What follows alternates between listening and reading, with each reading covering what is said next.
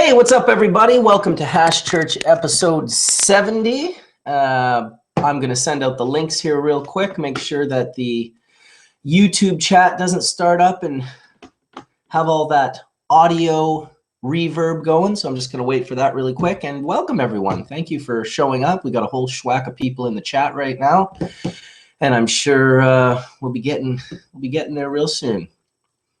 There we go. So we're going to mute that. Boom. Then we will go over to the Facebook and we will send that out, which is great because that way Etienne usually comes in almost immediately. And then I'll send out the email version to a few people that haven't actually been making it in lately, but I'm still going to send it because we always want to see the people. And there we go. I think, wow, Todd McCormick, that is very early for you, my friend. I'm impressed. I'm even shocked myself. I don't know what to say here. I went to go say hi to Etienne, and then I looked, and it wasn't you. Good to know my friends are a couple dicks first thing in the morning, right? I love you guys. What's up? Good morning. Before 10 a.m., fucking everybody. Yes. It's not easy, okay? Going to bed at 4 and getting up at 8 o'clock or 9 o'clock for your damn hash church has been a challenge. Jesus. How dare you? How dare you have church in the morning? You're a brave man, Mr. McCormick. That's all I have to say, and thank you for being here so early. I don't know about brave, but mildly tired for sure. Hey, I want to give a shout-out to our people on the East Coast who are buried in the blizzard. Fatty, as well as people in Alaska. I don't know if you guys heard, there was a 7.1 earthquake in Alaska last night. Oh, no. A lot of people got messed up, and I know they're still cleaning up out of it, especially the major cities. So shout out, much love, much peace, and we should definitely send a fatty out between those two tragedies. Yeah, you know, it's funny that I saw this morning that the blizzard was happening, well, yesterday or whatever, saw the photos from, NASA posted photos from space of what the blizzard looked like. And then this morning I opened my Instagram, and it was two guys on skis. The one guy had an American flag coming out of his back, like on a big pole, and he was literally like shredding what looked to be like New York City, like right in the middle of the city. He was on skis, getting pulled behind a Jeep, and like doing jumps and stuff. And I just thought that is the way to enjoy a blizzard right there.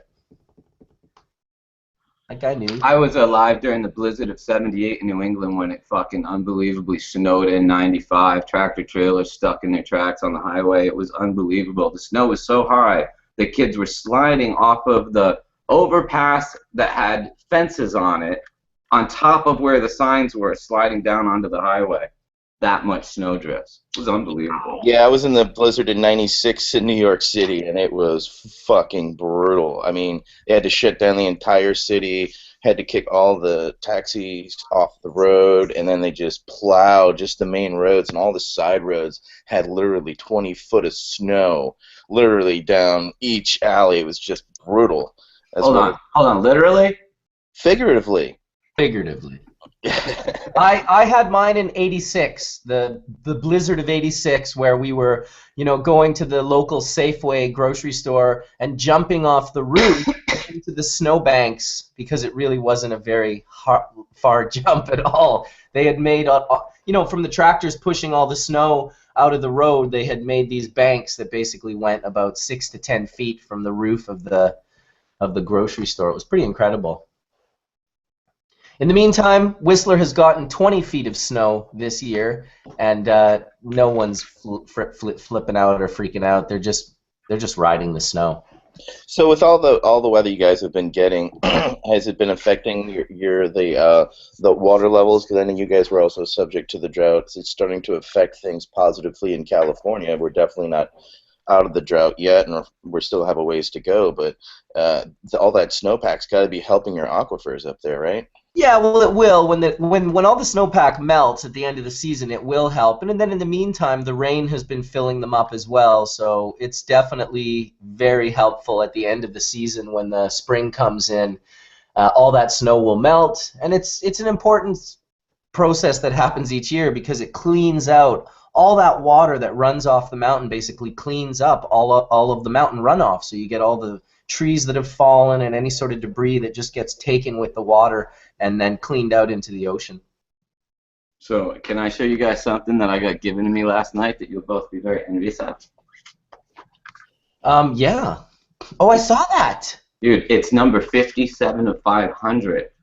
Look at this. From his very first printing, I fucking went to dinner with his old roommate 40 years ago who saved 3 of them, and when I damn near died over it, he was like, you can have one of them, Todd.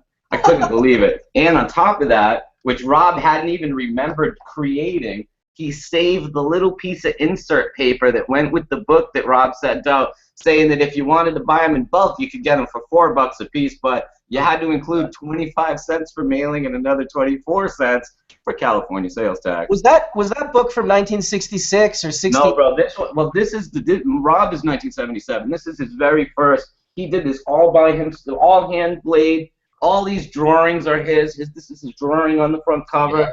All of the designs inside of it are his hand drawing designs. That's I mean, so he was amazing. such a stoner. Dude, think about that. Before he had the camera, before he was just like, I'll just draw this shit. Dude, this text he put in here was fixed text that he had to like scrape on. He like put it in and then like he like transferred the text. He hand drew the things and then did the transfer text to make it look super professional. That's incredible, dude. I couldn't believe it, man. And the other book I found was from 1968. And, you know, Rob said he thinks that is the oldest grow book in ever. Like, he doesn't know of one, like, Western civilization grow cannabis book that precedes it. And that 1968 was a second printing. But I wrote to Sam the Skunk Man, and Sam said that he has the same one. So he only has the second printing as well. Oh, yeah. Yeah. If anyone has the first printing of that, I would really love to see it, really. There you go. Well, you know, there's 15,000 people that just watched what you said in the next week. Hopefully one of them will get back to you. No, it's true. You know what? Actually, one of the reasons I'm up so early, man, is because, you know, after doing this with you for coming on almost a year in a bit of time here, I've been so impressed with the amount of feedback that people have come with, just like really positive and interesting questions, thoughtful stuff, and bringing on Mel Frank and Rob and Ben and others really kind of inspired me to try to organize some of these guys. And I am going to start publishing Hemp XXX as a magazine now. And anyone listening that like thinks they have bomb photos or great articles to write can actually get a hold of me. Just info@hemp.xxx. And the goal is to not be another marijuana magazine. The goal is to really put together high quality information that can stand the test of time, that can be insightful and useful to the readers, to be something that you really read cover to cover. You know, and the other goal I have for this is to be in a sense the first whole cannabis magazine, because like we were all hempsters and potheads and we all grow and make hash, and I just don't think there's ever been one magazine that really covers all the elements of cannabis, from nutrition to history, you know, to science to advances. And I think that's really what my goal is to do now with. And we've got great people: Rob Clark, Mel Frank, you, Mark, of course. You know, we've got Kenny. We've got quite a few others that have actually signed on already to provide content. And I think we're going to provide some of the most solid content that has ever been really printed. Well, that's fucked up. I can't hear Mark. Well, that's exciting, Todd. The magazine, that is. He was after his thing. I was muted. I was coughing so much. I was coughing. I talked to our guy that does technical stuff.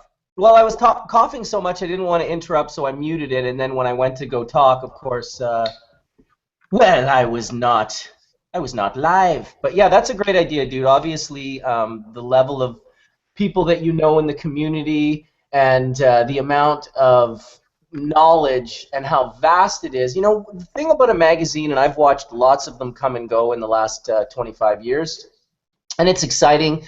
People have these different sort of plans, you know, oh, I'm going to do this with it, or I'm going to do that with it. There's always like different sort of agendas that fuel the magazines. But I think that you will have a very unique sort of position in it, that, you know, you're creating this magazine to truly disseminate out information, not to you know, not to sell a ton of ads and have a seed catalog. Not that that's a bad thing, but it's ideal if it's not the foundation. You know, the dissemination of information is really where you're coming from. You just want people to know all this stuff. Well, you know, doing Hash Church really, you know, when I first started doing stuff with Jack and going to the rallies and such, these were the only places that we could disseminate information, was from a microphone and a soapbox. And now that we can sit down in the comfort of our own home and have these conversations and get, you know, in a sense, 10,000 people showing up in front of the stage to listen to you, you know, talk about whatever it is you're talking about, and they don't all have to agree with you, but, you know, to get that much of the community tuning in is huge. I mean, we were never able to get 10,000 people in front of the federal building on Wilshire back 20 years ago when Jack would be giving his speeches, and I can only imagine how many more people he could have reached if we had, you know, had this in '94. You know, this was just a dream back then. The internet, we used to have meetings, Dr. Todd Mickery and others talking about the potential of the internet to help us disseminate this information. We wouldn't have to go to Kinko's anymore. And that's a huge, huge... Well, with Jack, we'd have to turn his volume down. We know that much for sure. The reason is because Jack, love him, bless him, was loud and bombastic and just had a booming, echoing voice before the stroke, that is. And I mean, he could call you across a rally and you could hear it. as could his cough. Yeah. Yeah, I miss Jack. Okay. No doubt about it. He had a lot of passion. You know, one of the reasons I started getting up and speaking is because him and Chris Conrad and Ed Rosenthal would all yell at everybody from the stage. And I always thought, you guys got to be a little nicer or they're not going to listen. My grandmother always used to say, when you speak softer, people listen harder. And I always listened to Jack and thought, dude, turn it down just a touch. But yeah, he inspired me for sure. But when him and Debbie came to my university back in '89 and first heard him speak, it was, yeah, I think the first thing I heard, I'm not kidding, Bubble Man, was that cough right as he cleared his throat and then just ripped up the mic that just left everyone going, who is this man? I need to know him. And what is this book he is spouting about? The Emperor's No Clothes thingy. Dude, that book is amazing. I mean, it changed my life forever reading that book. I didn't believe it, believe it or not, at first. I didn't believe half of it.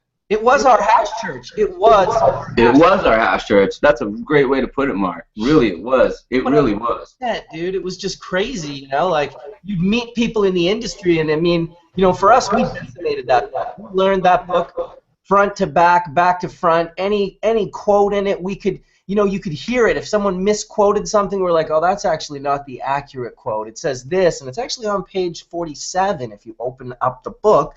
Like, we were really gung-fucking-ho on this book, and this guy, I mean, 100% I can tell you that hemp got grown in the prairies because of that book. That book lit the fire under all these different people that were like, what? How could this be true? How did we not know this? How do we live in a place that has millions of usable acres? Our farmers are fucking starving. The government is subsidizing the cost of wheat per acre. We're feeding the world's grain to cows, and we just don't know about this plant? It was a blessing. It has been a huge blessing in the prairies of Manitoba and Ontario and Saskatchewan, just to be able to grow this crop. And they're not even really monetizing in an exponential way the way hemp would offer. They're more like monetizing on a very small perspective of it. They are cleaning their soil through phytoremediation, whether they realize it or not, every time they grow a crop. As long as the nitrogen from the leaf is redded back into the soil, mixed back into the soil, it re-nitrogenizes, and you get cleaner soil than the soil that you worked with originally. But we're only selling it for food. We're only selling it for the seed aspect, and I really would love to see in the next, decade here in North America for us to really see an influx in like, it's amazing. You got a guy like comment on this, Omar? Yeah. It's an organic rate. What you're doing is you're capitalizing off of the easiest thing to harvest, which is initially the proteins, the seed. And you guys, if it wasn't for you, Whole Foods would have no hemp seed protein and stuff. The next thing is going to be paper, and the next thing after that is going to be fiber, just because of the cost of the industry to spool up. Because I asked Rob that too. It's been 20 years here. We didn't just start growing hemp yesterday. We've been growing it for 20 years. So all I'm saying is we need a guy like Elon Musk who's just like, I'm just going to invest billions of dollars into this infrastructure. The guy almost goes bankrupt, but he will not believe in his vision. And I just wish that the cannabis community, and we've seen a few of these kind of billionaire guys stand up and be like, we need to legalize drugs, or they say a couple of cool things, but none of them are really like, I'm going to invest $3 billion into hemp industry. Because that would, I mean, Ben is the closest, and he's doing it with millions, but unfortunately we need either many hundreds of Bens, or we need a serious player to come in and infuse this industry with you need billions. players. You just $3 billion isn't much of an industry. Sorry. It's a great start, though. It is. With Great Elon. start, but Look at the electric cars. You need multiple mills for multiple productions, and let's not be sour grapes there, Mr. ATM. I looked at retooling actual sugarcane factories because I looked at a crop that was 13 to 15 feet with a large stalk, which sugarcane is, and I grew up in sugarcane factories and in sugarcane country in Louisiana. So we did a retooling that we looked at modern machinery. It would cost about $100 million by, I think it was 1997 time, to retool those sugarcane factories into processing hemp. And that's already an existing factory with the tensile strength and steel to do so. And those are so small and so marginalized in a small part of the United States. There's no sugar growing up in Canada or anything like that. So then you have to, then it almost turns into then $1 billion then from the beginning just for a mill. And that's just one particular mill. That's not including, paper production or, the injection molds for actual, cellulosic plastics and things like that. That's a whole other industry and building and all that all together. I mean, there are decorticators, there are things out there, but I mean, there's no mills. What mills are up, cotton mills are up in Canada to actually process hemp fiber into small fiber and then cottonize it so I can wear like this Weave the Warrior shirt here, okay? It isn't available yet. That's $3 billion just in itself. Yep. But once it's up and going, you're right. And that's what Germany did. Germany invested in its infrastructure about 10 to 15 years ago against the will of its people, kind of in a sense, and now they're the leader industrial country in Europe again because they were forward-thinking. And I think there's got to be someone in Canada who is forward-thinking that is going to say, okay, I'll take the paper out of this. I'll be the paper guy. And somebody's going to be like, all right, I'll invest in all the fiber to make the fiber possible. There's got to be multiple of these people to come out. As much as I want to believe one guy, there's so much potential, and I got to credit you guys at least. You found a market for it. Ben struggled for a long time in Europe getting, a market, but fortunately, the Germans had a market for the protein that you've supplanted already the German hemp in the world market, especially over here in North America for protein. Oh, yeah. So even that change is significant in the growth of the industry, but it's still not enough. I can find hemp seed oil, but I can't find hemp seed pills and stuff like that, even in my groceries and stuff like that yet. You can only get it in the raw oil form in a large container still, and depending on how that's processed, or once you open it, it can go rancid pretty quick. Oh, so, it does go rancid pretty quick. So there needs to be, why doesn't, these large companies, Crisco or anything, look into stabilizing hemp seed oil better, like 3M has done with their products?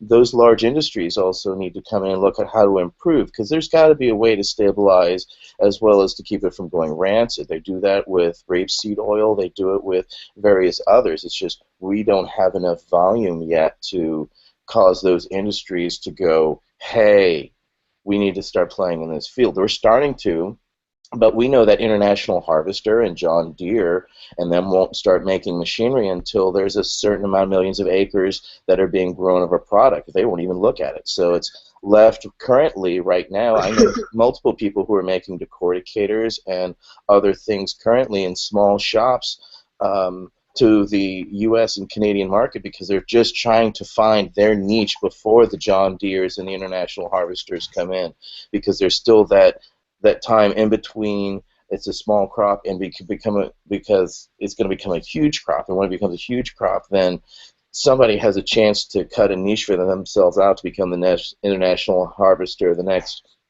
John Deere, like Gardella did for Italy for But process. 20 years, dude. We didn't start this yesterday. We've been doing it for 20 years, and all we got out of it was food. Yeah, but you know what, Mark? The one thing it is it hasn't been 20 clean years. It's been, very convoluted. When Woody was making investments in the 90s into hemp companies in Canada, he's one of the guys that lost his shit because the DEA held up a shipment of the hemp seed coming into North America, became a very famous HIA case, and unfortunately, guys like him, investors early on, got fried. I know he lost millions of fucking dollars trying to be a good deed doer, and he invested in paper companies, he invested in nutrition companies, he invested in fucking hiking shoes, backpacks. He tried to really, really help people in the hemp industry, and unfortunately, he joked that the only thing he ever got a return on was my fucking bond. Yeah, he sure loved all the alternative sort of fabrics and fibers. I remember him coming into my shop one time and seeing my manufacturer, Mark Rose, is all about nettle. He makes all these different products out of nettle, and nettle's unique in a sense because it's not even planted. It's not even an agricultural product. It's collected wild out of the mountains, strapped on their backs and, walked 3 to 5 days through the mountains.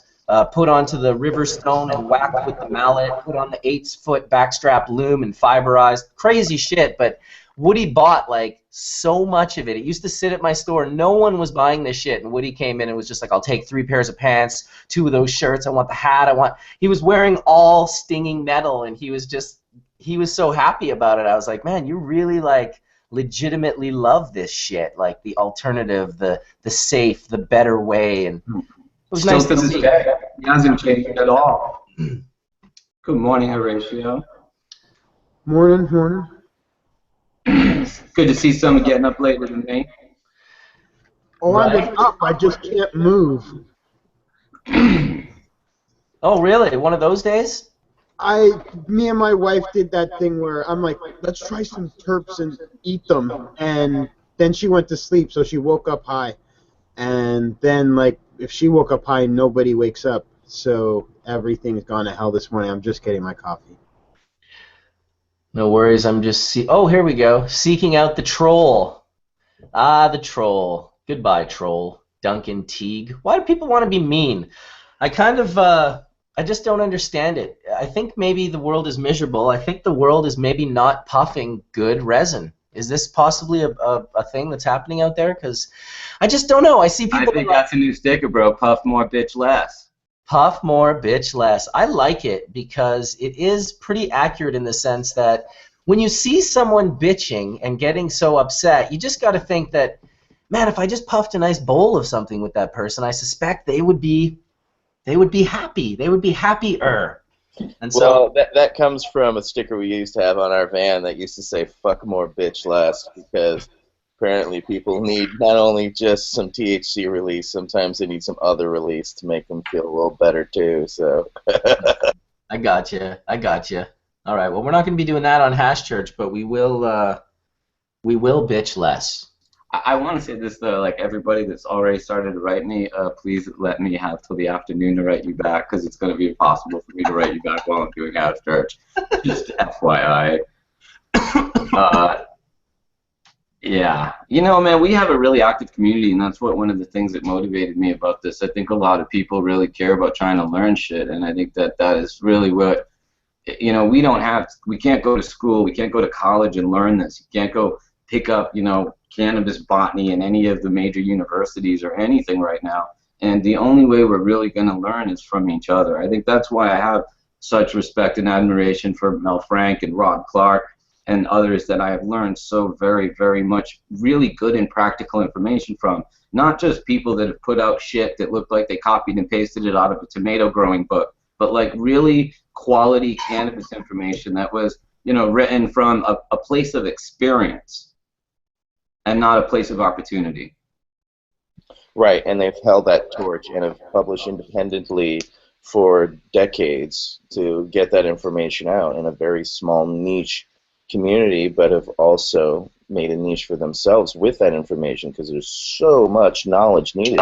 as we were saying back then, you know, rallies were our hash church. So now to be able to have access to, and thank you, Todd and Bubbleman and everybody else who's brought in special guests, you know, have helped broaden the community at large, because thanks to technology and people know where it is, you know, we have, what, almost 600 people watching us now, you know, live, and, you know, who are passionate people who care about cannabis. They're not just, you know, some, you know, accidental stoner. It's like when we would pick up the Emperor Wears No Clothes back in the day. We became dedicated. We took it around everywhere. It became our Kinko's copy. It became, you know, I used to annoy him. I had a girlfriend break up with me because all I would do is talk about this damn Jack Herrera book at every goddamn party and this hemp pot stuff, and how dare you get the fuck out of here, and, you know, shut up about that stuff. Why you care about it?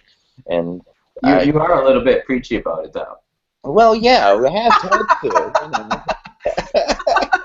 Kettle, I mean, I'm your friend and all, but you haven't shut up in like 22 years. I met you, and you're still going on and on. So she could have had a little solid there. I'm not trying to take her side or anything. It was that good a book. It was better than the fucking Bible.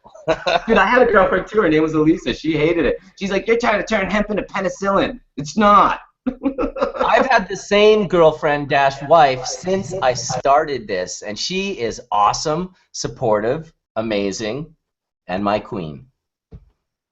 And you're like, ah, shut up to this bubble man. I like that, Mark. That was really cool. Yeah, it's the I truth. love you, dude. You're so sweet. You're even a diplomat when you're sitting home with your wife's in the other room. I love it. My wife's not at the house right now. She took the baby and they went to Whole Foods for breakfast, but I'm sure she'll be back in the near future. Hey, I want to welcome Aaron into the room, Mr. Aaron Waite, fellow Bubble ambassador, who has really kind of inspired me over the last course of the year. He only really sort of came across my radar in the last maybe year or two, and he just started getting into things. He was making bubble, and then his bubble got real good, and then his photos got real good, and then he was making killer rosin, and then he was making killer dry sift.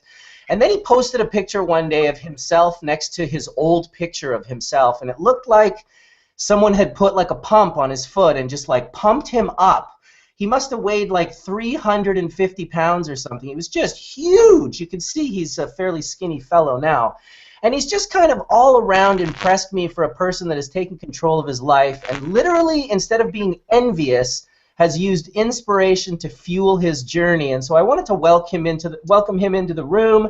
And yeah, fuck, how you doing, buddy? Are you there? Well, maybe he got frozen up. We'll have to see him come back there. He's on Instagram as Aaron Waite. I believe that's his name, on Facebook as well. And yeah, you guys should check him out for sure. Hopefully he gets back in here right away and he can talk to us, because he does kind of have a pretty inspirational story. And I love people that are able to not only learn the art form of making great hash, but to me, there's a part that also involves learning great photography, because there's just this missed opportunity if you have this beautiful product and you want to share it with the world. And to me, social media has really, I mean, it's stepped up photography as a whole. It's gotten photographers excited again, although there is a very much so almost a division amongst photographers, much the way we have it in our community with legal growers and smaller dispensaries right now. You have photographers who feel that a photographer is someone that takes pictures with a camera and not a phone, and all these people who think they're photographers because they have phones now. But at the same time, it's that same energy that has gotten photography so exciting for everyone. And in being able to share your product, whether it be a bud or a piece of hash or a melting little chunk of oil on a dab nail, to me, it's a big part of it, being able to get to that next level. Now, obviously, we can't all be National Geographic photographers, but, you know, you'd be pretty impressed with what the average Joe can do when they just learn the simple basics of photography and learn how to sort of put a shot together. So that was my thought on that. Hopefully, go composition. Go composition. You know, it's pretty neat. You just take a bunch of bad shots, just like anything. You just take a bunch of bad shots, and then suddenly you're taking a bunch of good shots. At least that's how it worked for me. And the Fibonacci principle, don't forget that one. Ah, yes, never forget the Fibonacci or the golden mean. Exactly. The golden mean. These are all things that people will be Googling right now, which is, we are in an incredible time when you can listen to a group of people just babble on about things, and if something comes across your ear that you don't exactly like, what did he just say? The Fibba what? Fibonacci. Google it up. Thirds. Rule of thirds. Yes, very cool. Very fractally. Isn't it funny how we look at buds like women? Well, they are females. At least all my buds are. Some of those weird buds with the Did banana. you know what one interesting little thing that Rob brought up yesterday when we were talking? He said that only 10% of plants actually are dioecious. Most plants, almost 90%, are monoecious, meaning they have the sex on both plants. He says, and then only about 1% of the plants that are dioecious sex in a way similarly to humans, which is cannabis. And I did not realize how rare, if you will, the behavior of cannabis was in the plant kingdom. Wow. Yeah, they definitely, they got the men and the women, the kings and the queens, as they call them in Jamaica. Hey, welcome back, Aaron. Welcome, Chris Bennett. How's it going, brother? It's going pretty good. I had just introduced Aaron. I gave him this incredible introduction, and then he was all frozen, and he couldn't say hello. Interwebs. Yeah, it's the interwebs. No, the tubes are clogged. The tubes are clogged. Yeah, it's the interweb. How are you doing, Chris? Clog those tubes. Aaron, I see you're there. Can you speak? No. Frozen. Hey, it's always the new guy. Remember Lester the first time he came in? I told you we should do a test. We got to start doing test runs, man. What's up? Well, you know, we do. You're right. There's no doubt about it. But in the meantime, I'm blowing some smoke towards the Vatican. And what flavored smoke are you blowing? The one good thing about this show is if anything technically goes wrong, we all just do a bong hit. Yes, exactly. And when it goes silent, bong.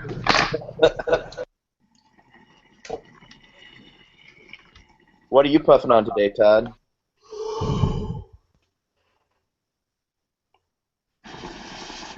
No, he's muted. It's the weed. What do you call it? Chimera left me some flowers, and like anyone, I'm burning the evidence. What kind of flowers? All series of flowers. It's called I Don't Know. From a greenhouse somewhere. Also, I don't know. I'll But tell I you. can say that it's really tasty. That I do know. Well, when I first met Chimera, he was working in a head shop in Ottawa. He was real young, and I remember he was like, yeah, I'm starting a seed company. It was kind of an overgrow thing that we met through. And the first time I ran his material, and it was C4, and I was with my friend who used to go by the name Reggie the Roddy, and he was in Winnipeg, and I had actually met him through the internet as well, and he was like, yeah, come on over and we'll make this hash. I have some of Chimera's C4. We made this C4, turned it into the most just beautiful, creamy bubble. Like right when we pulled the bags, you know right away, it's like, oh my God, this is going to be good. And so we make this hash, and we end up, you know, finger pressing out a little patty and kind of like playing with it a little bit just to squeeze as much water, like a couple of rips each type of thing, just to try the flavor. Even though it's wet, we're doing it. This was like 15 years ago. And the potency of that C4, he could not have named it any better. It literally blew the backs of our heads off. We had just fucking met, and we were all getting yappy and making hash together, and then all of a sudden we got like what I would call a little bit too stoned. And we were just sitting there literally like not talking to one another, so on the brink of I don't even know what, you know, like that feeling of like I need to go like run like a 500 meter, or maybe go home, have a shower, and change my clothes. All the strange thoughts that go through someone's mind when they're extremely stoned. All these thoughts went through my mind, and that was my first experience with the Chimera C4 as bubble. Holy shit, that is a strain that if you want, like John Burfellow, who uses it for the pain and always wants the strongest, most narcotic, like hitting strain, I would check out the C4, because that is some seriously strong cannabis. Well, I'll say I really loved having this company. I came and spent some time with Rob and and I mean, he's just a treasure trove of really great information. He is fucking so well read, so well versed. I was really impressed. I mean, it was nice having him on Hash Church, but even better having him here, just able to get download after download of information. Every question I had, he had great answers to. You've been having some great people over there lately. It was nice to see all of you guys the other day.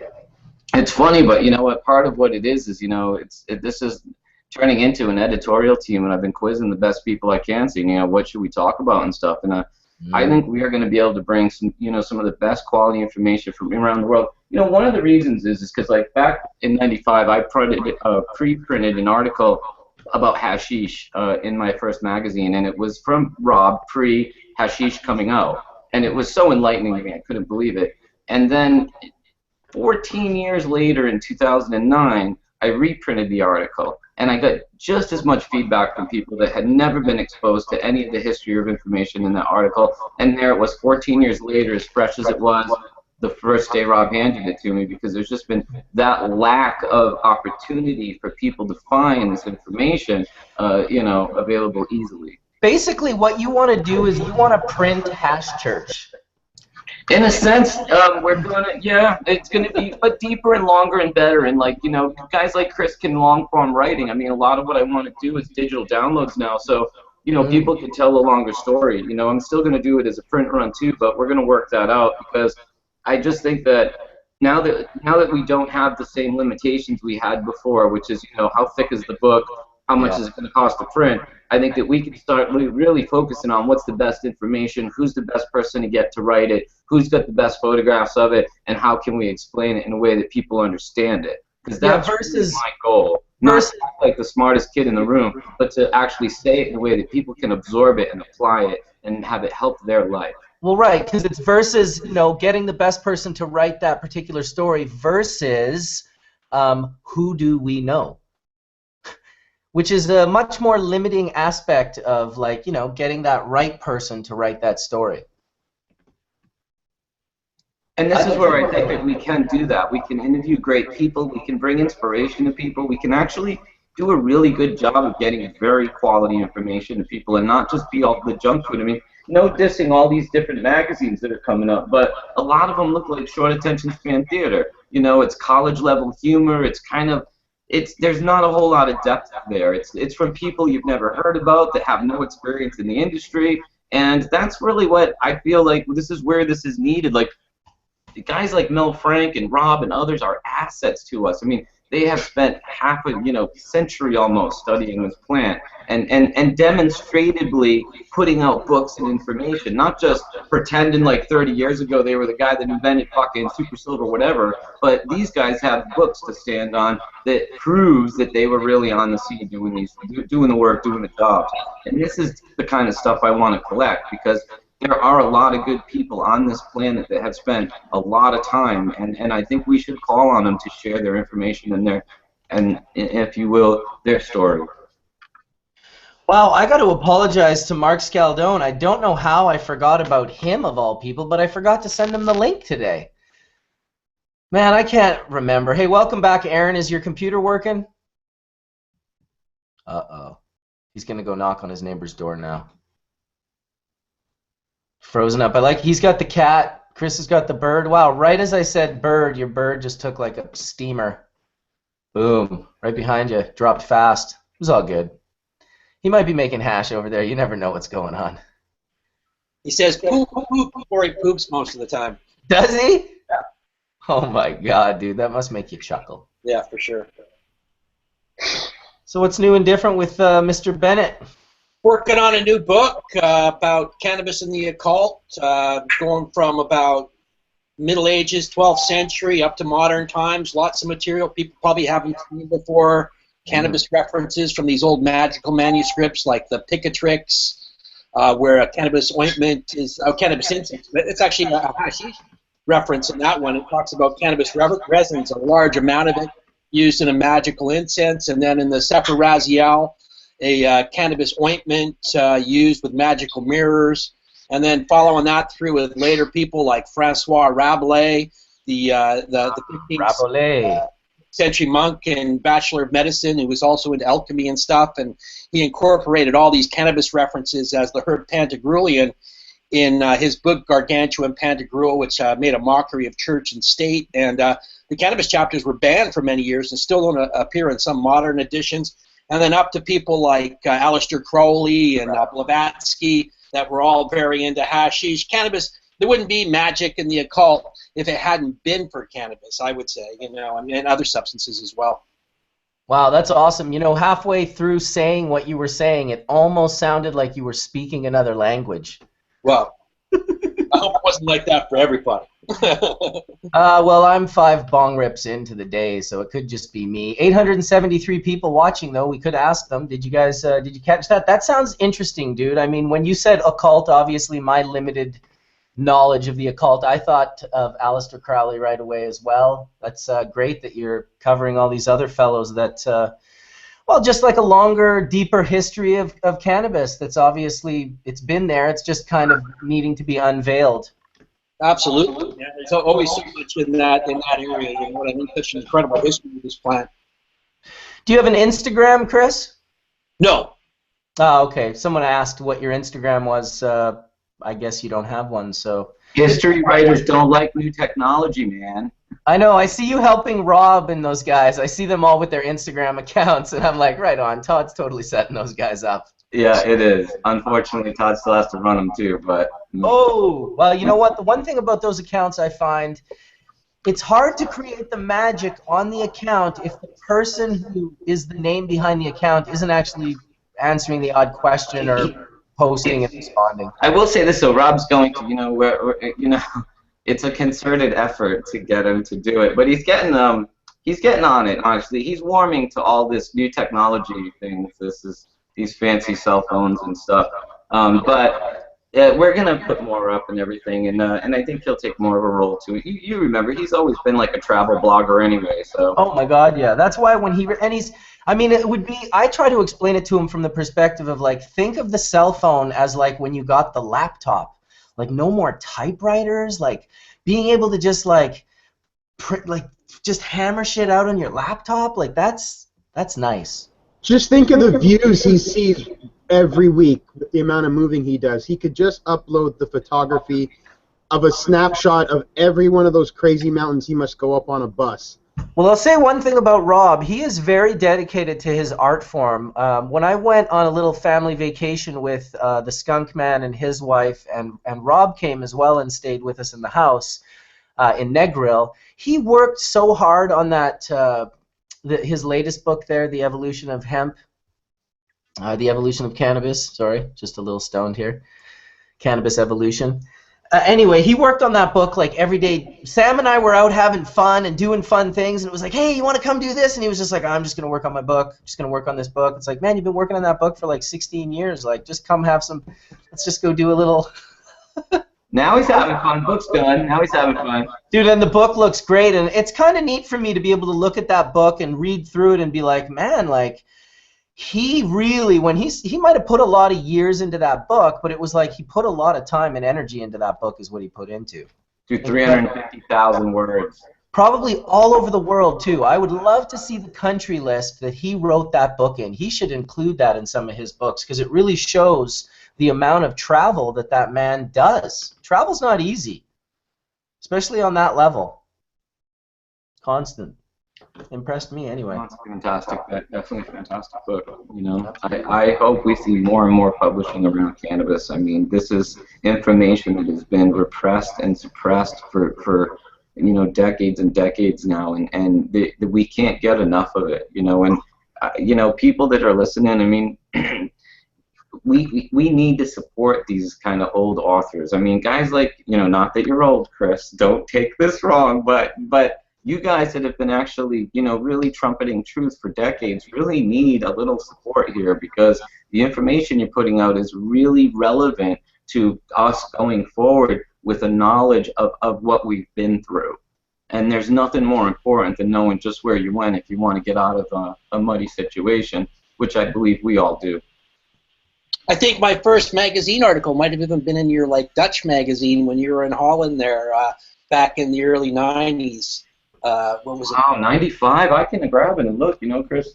Yeah, there was an article about green gold in there, I think. It's Green gold. before that, but it was pretty early. Like a long time.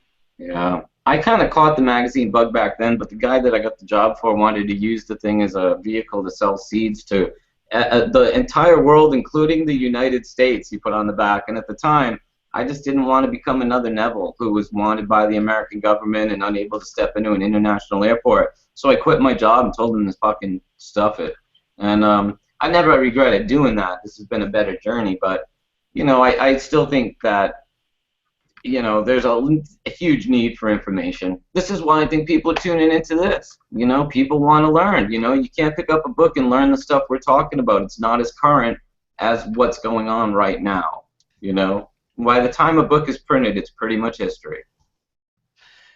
Yeah, we got to get people on the fresh. I mean, if there's 50,000 commercial products that can be made out of hemp, well, then there's 50,000 different topics that you could write about. There's, so many different aspects of, we need books on the endocannabinoid system. We need books on, all sorts of different topics. Cannabis is so multi-layered that it's just, I can't think of another plant that you could write more about.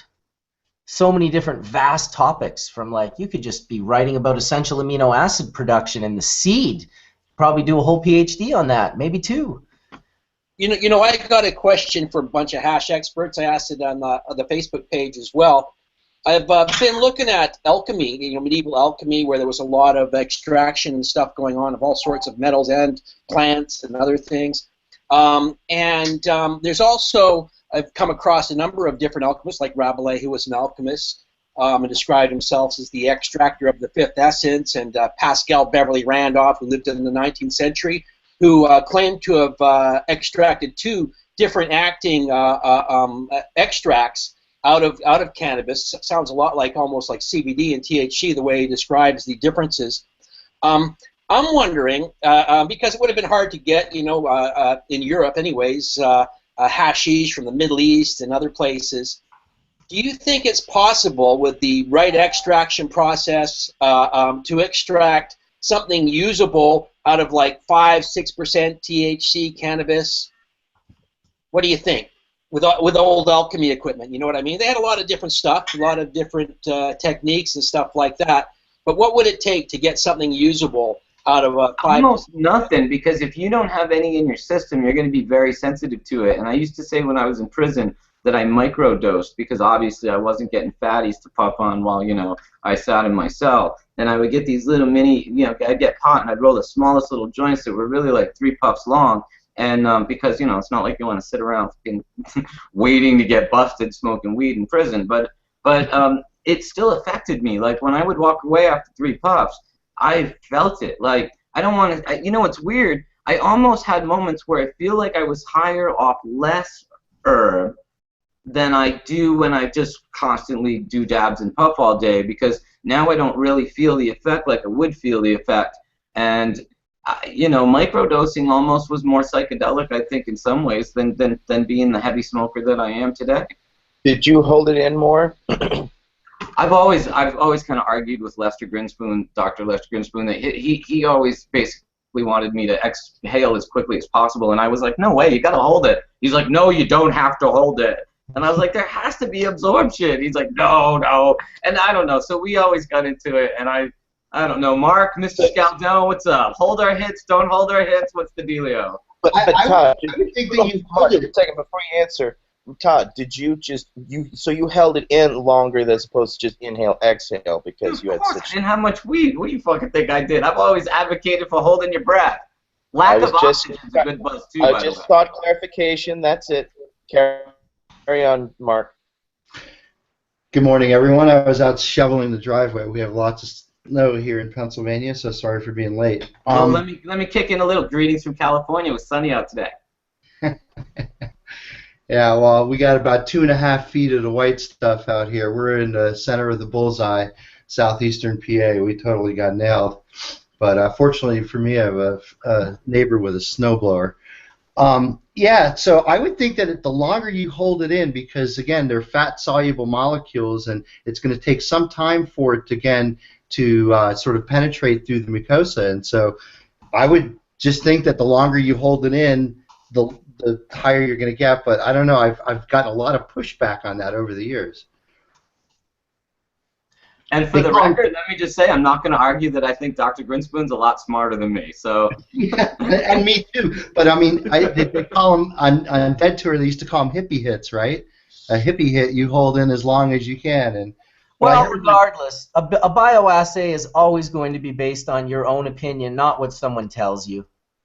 Right. Well, I mean, we were taught that, there's science behind the, just inhale, exhale, you get 90% of what you get on the initial inhale. But, right. As Todd has said, it all depends on, concentration. You see these kids taking these 20-gram hits. There's no way they're getting all those 20 grams in that hit. There's no way the, right. It makes sense just for the number of receptors.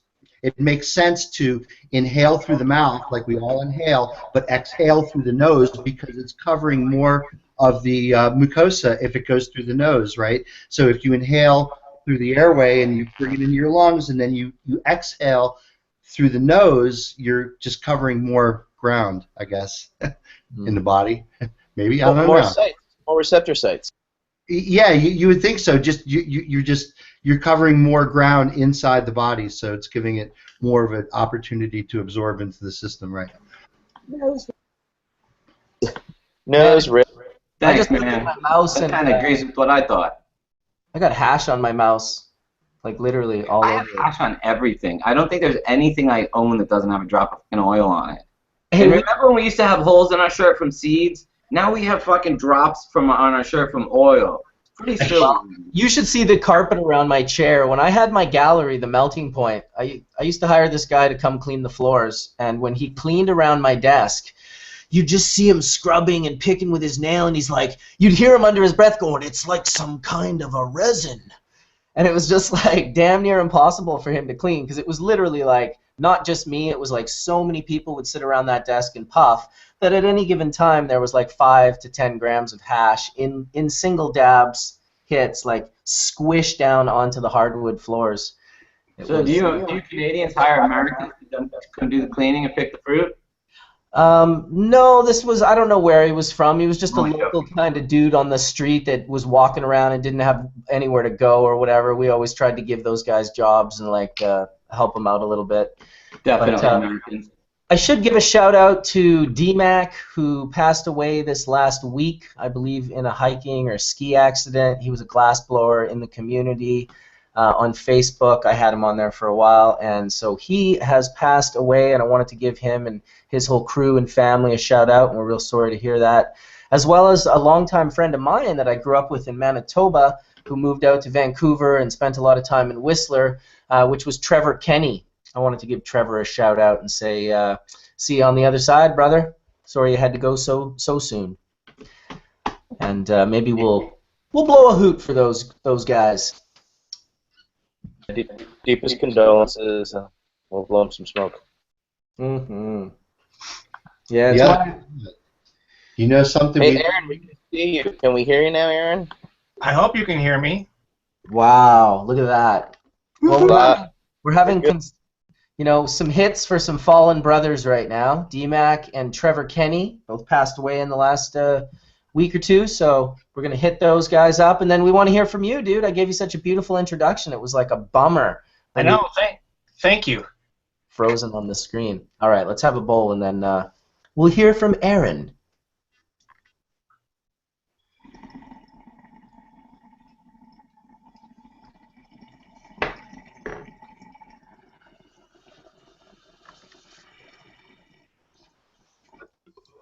While you're all quiet, I love this headline. This will be where Farmer not happy. 80% of cannabis users give up prescription drugs. That is a great article. I think it's true. I barely ever take even an aspirin myself. Yep. Yeah, no, exactly. Well, there's something about the relationship with cannabis, too, that just sort of teaches you cannabis good, pharmaceutical is bad.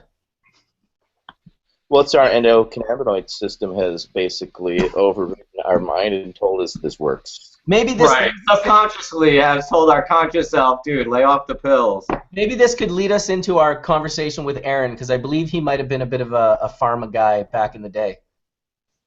I was. It wasn't anything that I ever abused, though. It was just I had severe back pain, and I had continuous failed back surgeries for my back pain, and my doctors just convinced me that that was going to be the rest of my life, is popping pills. And the last appointment I had with my pain specialist, he said my last option with him was a surgically implanted morphine pump. What pills were you on, Aaron? Can I ask, please? What pills were you on? What pills were you on? Oh, I was on over a dozen for most of a decade. Let's see, the big ones were OxyContin, Roxicodone, Xanaflex.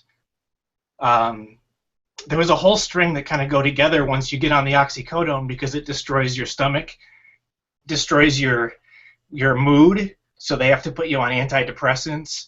So I was on antidepressants, anti-anxieties. So you're taking multiple pills at once. You're taking something for your back pain, but also these other pills, all simultaneously. How many pills were you taking in one dose? Up to a dozen in one dose. Over 30 or 40 pills in a day sometimes. You know, that is unethical for a physician to prescribe a dozen medicines to a single patient. You know that any one of those two medicines could have deleterious and synergistic interactions, and it's actually under law they're supposed to let you know like what interactions two can have. Imagine a dozen. I mean, this is just In a petri dish, your body. I know. They're, Yeah,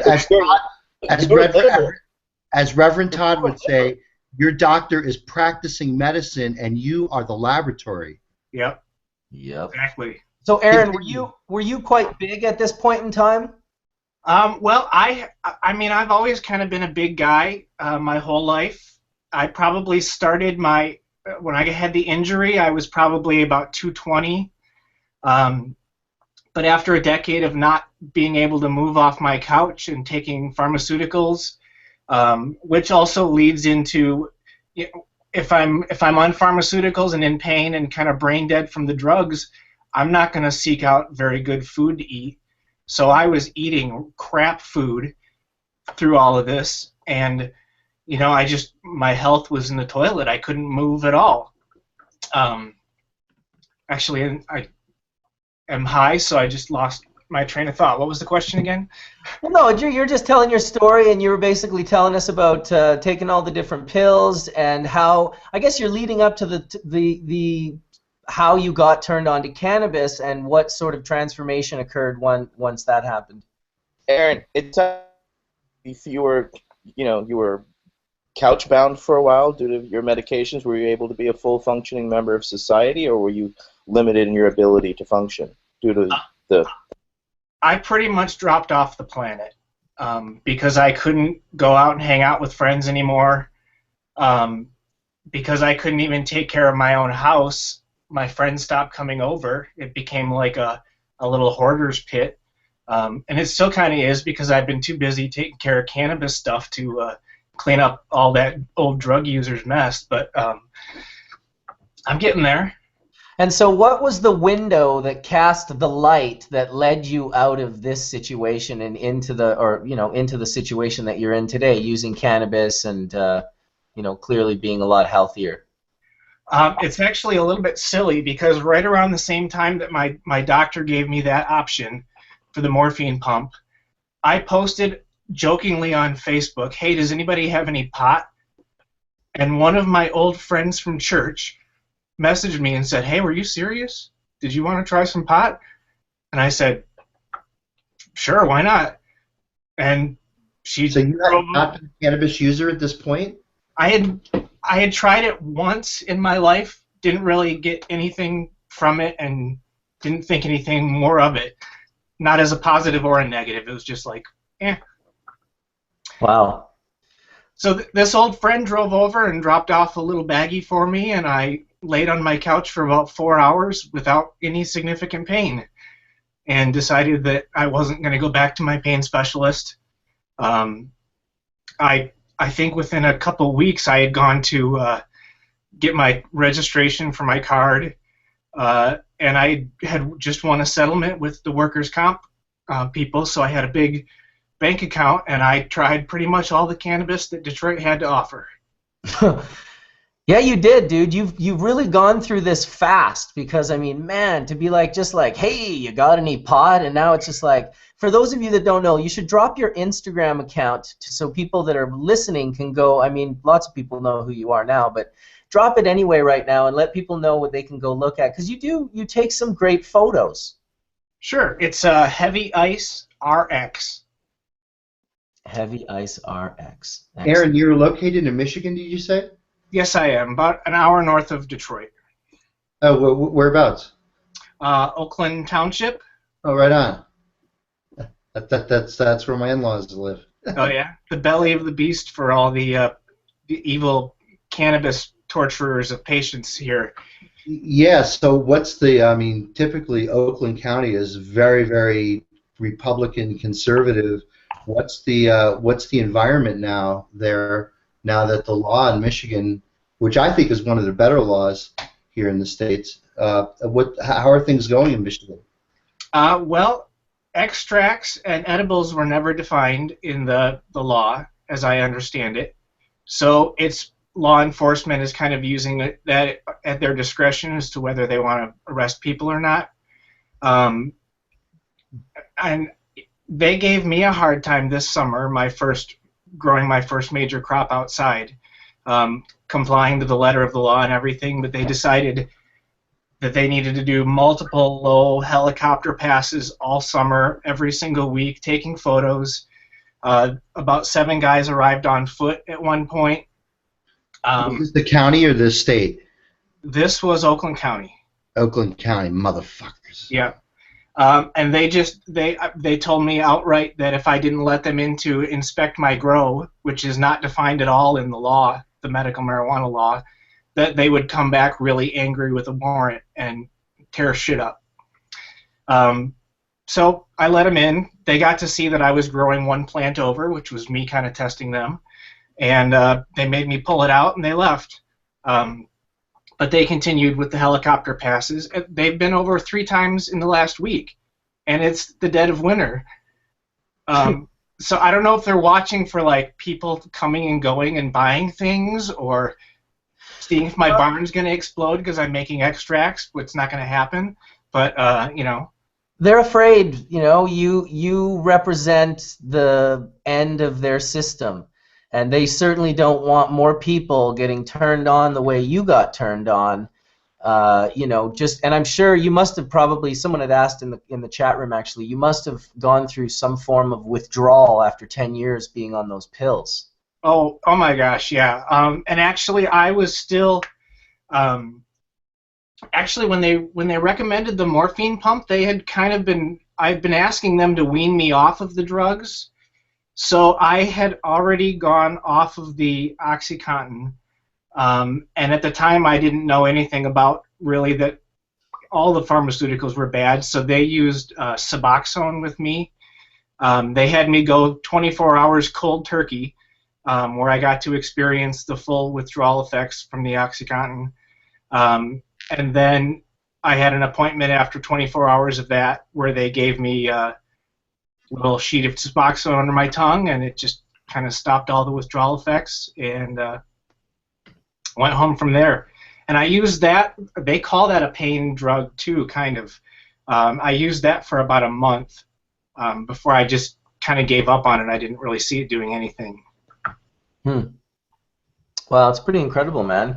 Yeah, man, I want to just say, Aaron, it's really nice of you to share this with us. It's not easy to go through this stuff, the medical stuff especially, and I know I hate, honestly, thinking about and dwelling on the shit I've been through, but it's very inspirational for others, who might be dealing with it, to hear you on this side of it so clearly talking about how good it feels to be on this side of it. So I'm really glad cannabis helped you. It surely helped me. I mean, and it's really great to see us all having such similar stories in our lives turning around so positively.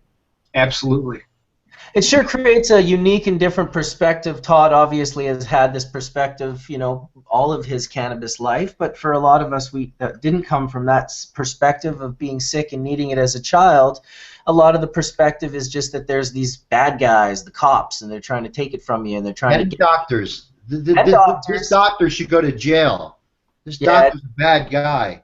It's unbelievable. Poisoning this young man like this is horrible. This is just absolutely fucking criminal. Yeah. This doctor should go to jail. The Oxycontin particularly, you know, it's created a whole generation of drug addicts, man. They're all on the fucking payola, man. And they're giving it to kids even. You know, in my shop, the Urban Shaman, I sell like a ton of kratom, and probably like a third of it is people that got addicted to opiates because of Oxycontins given to them by doctors, and the doctors cut them off, then they're on the streets buying it, and then looking for other replacements if they can't get Oxycontins, and they get into the harder opiates even. And well, I don't know if there is harder opiates than Oxycontin, because that stuff is as addictive as crack. And Suboxone is an opiate. Suboxone is just it's an opiate. They use opiates to wean you off other opiates. It's a never-ending cycle of feeding you poison. It's horrible. Right. It's a chain after chain. I mean, it's absolutely. I mean, just the liver damage you could have experienced alone, Aaron, is Right. You know, you're very fortunate because of that whatever that mix was, and at the time that you were taking. And on top of that, what's frustrating is nowadays, due to modern medicine, not only do you have to get over your illness, now I have to get over the pills and the addiction of the pills now, and absolutely, you know, that you've now been given just to help you. It's who's making who better, who's making who sick. So the guy wanted to take it from the pills to the pump. You know, the pump is just, you know, that pump goes, it just generates money for those companies, right? Now the patient doesn't have to take a pill anymore. It's just automatically pumped. It's like automatically ringing the cash register for all those motherfuckers. Bullshit. And clearly you can see that these drugs don't produce a healthy lifestyle. They end up eating even worse food. These foods are processed, full of chemicals themselves, which interact with the drugs that you're taking. Good point, Mark. And just cause even more damage. I mean, just eating a processed diet could fuck up your liver without taking a whole slew of pharmaceuticals. I have a question, Aaron. Do you consume cannabis orally other than smoking and vaping? Are you eating it as well? I have 100 milligram coffee right here. Nice. Infused coconut oil in it. Yeah, usually a couple 100 milligrams a day in capsules if I have the cannabis for it available. Nice. But the dabbing seems to help with the pain and anxiety issues the most.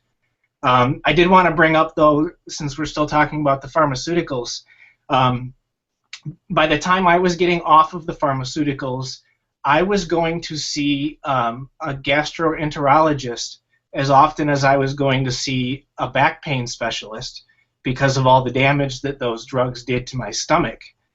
And so eating organic food from that point and eating a lot of probiotic-rich foods and supplements has been almost as big a help to me as the cannabis for that particular side effect. I don't know if my gut forgot how to process real food or what, or if it just killed all of the flora in there when I was on pharmaceuticals. But even to this day, it's 4 or 5 years later, and I still have to take pretty high dose probiotics and watch what I eat really closely because my gut just doesn't behave anymore. Wow. You're poisoned. Yeah. Yeah. And did they pay for it? Wow. Yeah. Don't drink water and food now, I guess, right? No. And so I mean, you seem to have climbed through this cannabis path that for many of us it took some years, at least maybe a decade or more.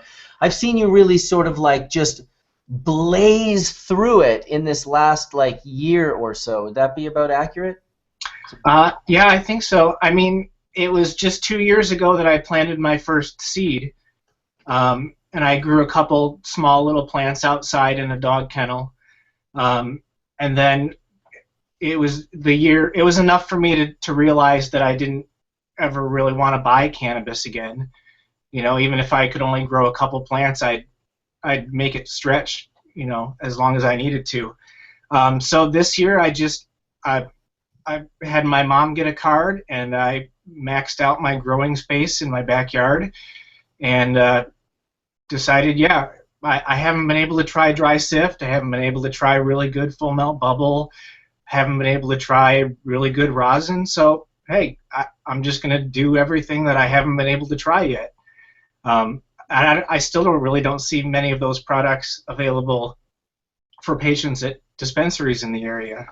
No, because believe it or not, most people that just decide I'm just going to grow and make a bunch of killer hash, it doesn't always work out like that. Like you just decided to grow some. I remember seeing your plants going, damn, his plants look really good. And then all of a sudden all your resin was like a 5 or a 6 star, you know? It's like it's still considered, you know, unless you're living in Cali or something, it's kind of a holy grail, especially in the Midwest. Right.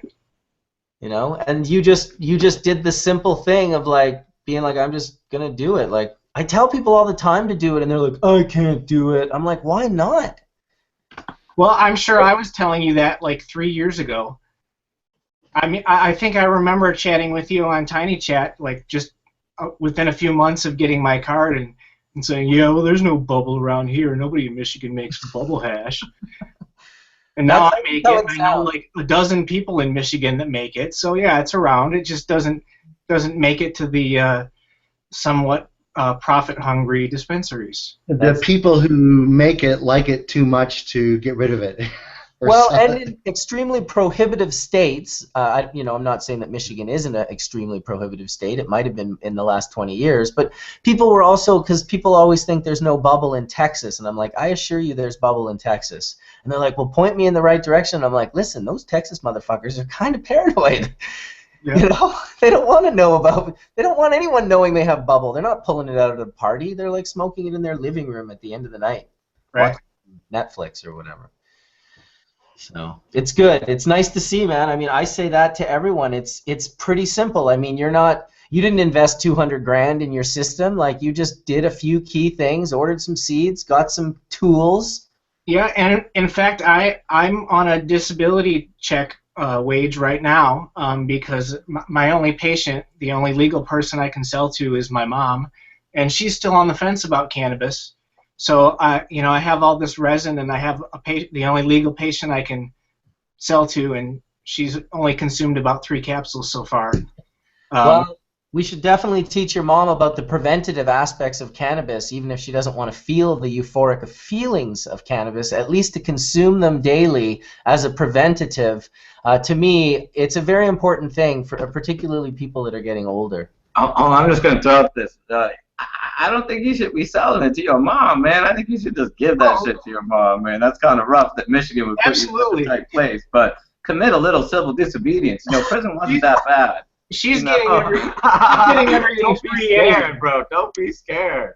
She's getting everything free anyway. My whole point was though that I don't have an access point to just like take half of my harvest and walk away with, you know, enough money to build a greenhouse for next year or something like that.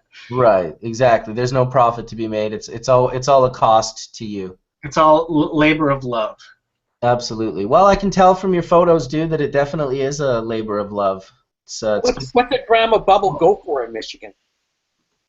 You know, I don't even know. Because I've never seen it personally. I've heard that it's been in the clubs for as much as $120 a gram. So you say you're dabbing, Aaron. What are you dabbing at this time? Well, right now I'm in my mom's house, so I don't have my rig. I have some Daybreaker dry sift rosin in my pen. But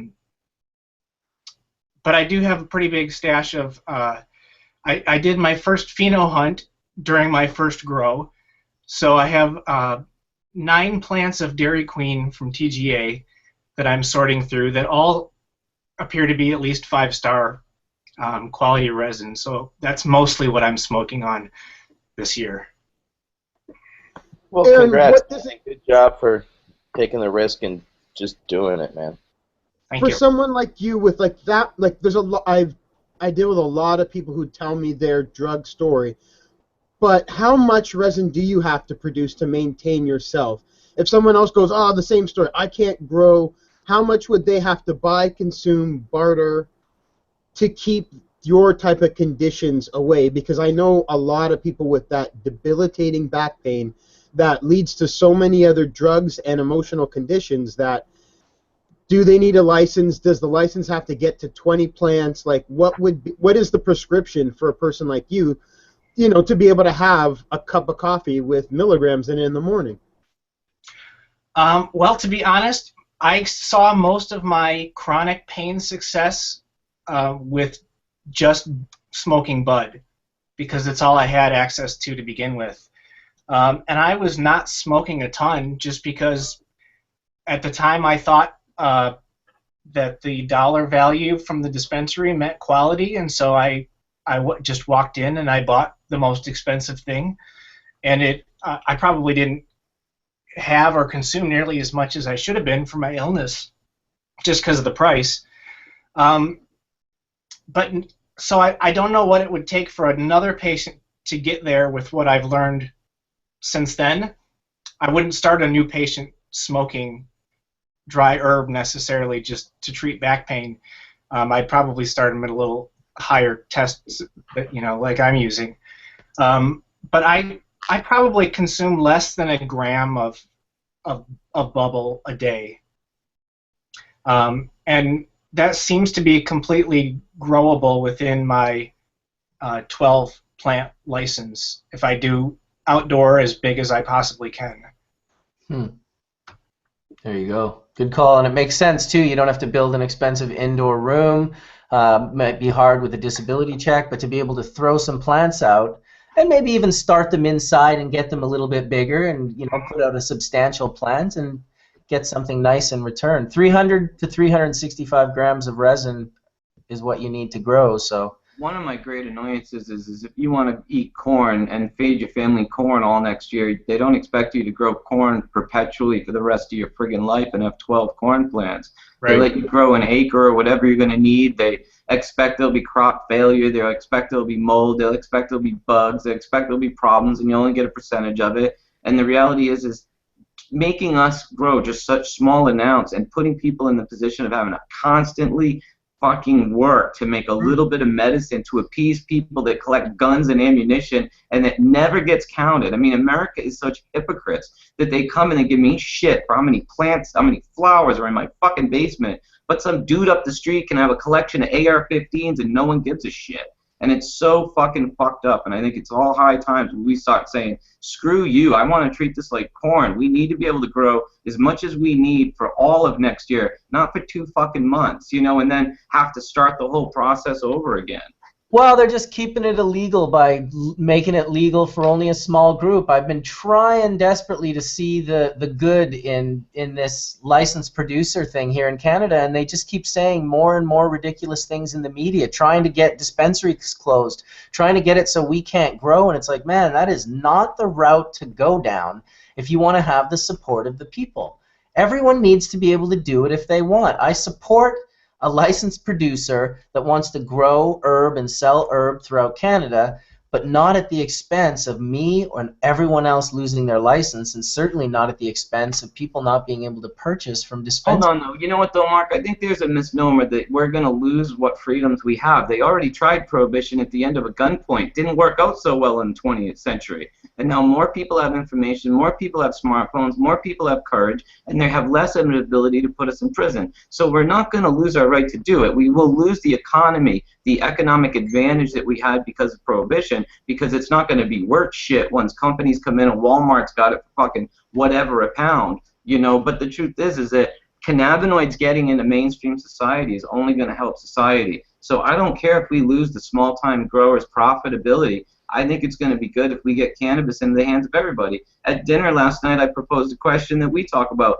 Do you think it'll come a time like in the 40s and 50s where we suddenly realize we need to fortify our food with vitamins and minerals? And what if all this science from endocannabinoids is going to lead us to realizing we need to fortify our food with fucking cannabinoids? Because if we don't, we're going to have a host of problems. I mean, it's a real possibility going forward, especially with the non-psychoactive cannabinoids. Absolutely.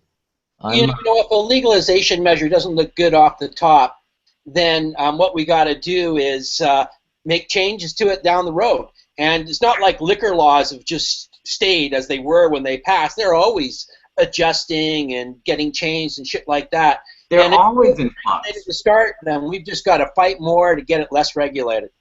Well, look at this. Jack Daniels has been successfully making whiskey in Lynchburg, Tennessee, and it's still a dry county. How many years after Prohibition?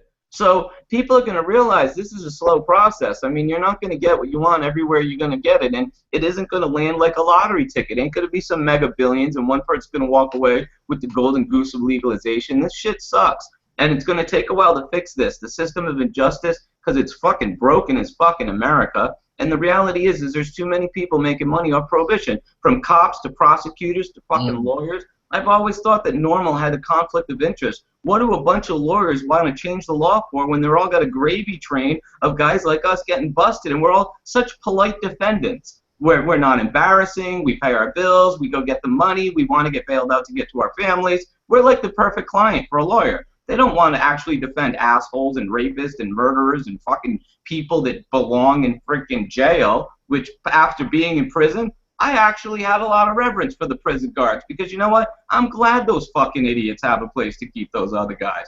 Well, I mean, I'm glad those fucking idiots have a place to be, because there's a lot of guys in prison that really deserve to be there. That was what I learned in my half a decade of visiting the place. Truthfully. Right. I mean, there's people that think really fucked up shit is really fucking okay. Robbing people's funny, you know, and it's fucked up, and we need to be able to lock those assholes up. I mean, just to keep it real from my perspective, maybe I met too many dangerous men that fucking thought of things in a fucked up way, and I'm a bit jaded, but I'm a bit jaded. I think we need prisons. I'm not against them.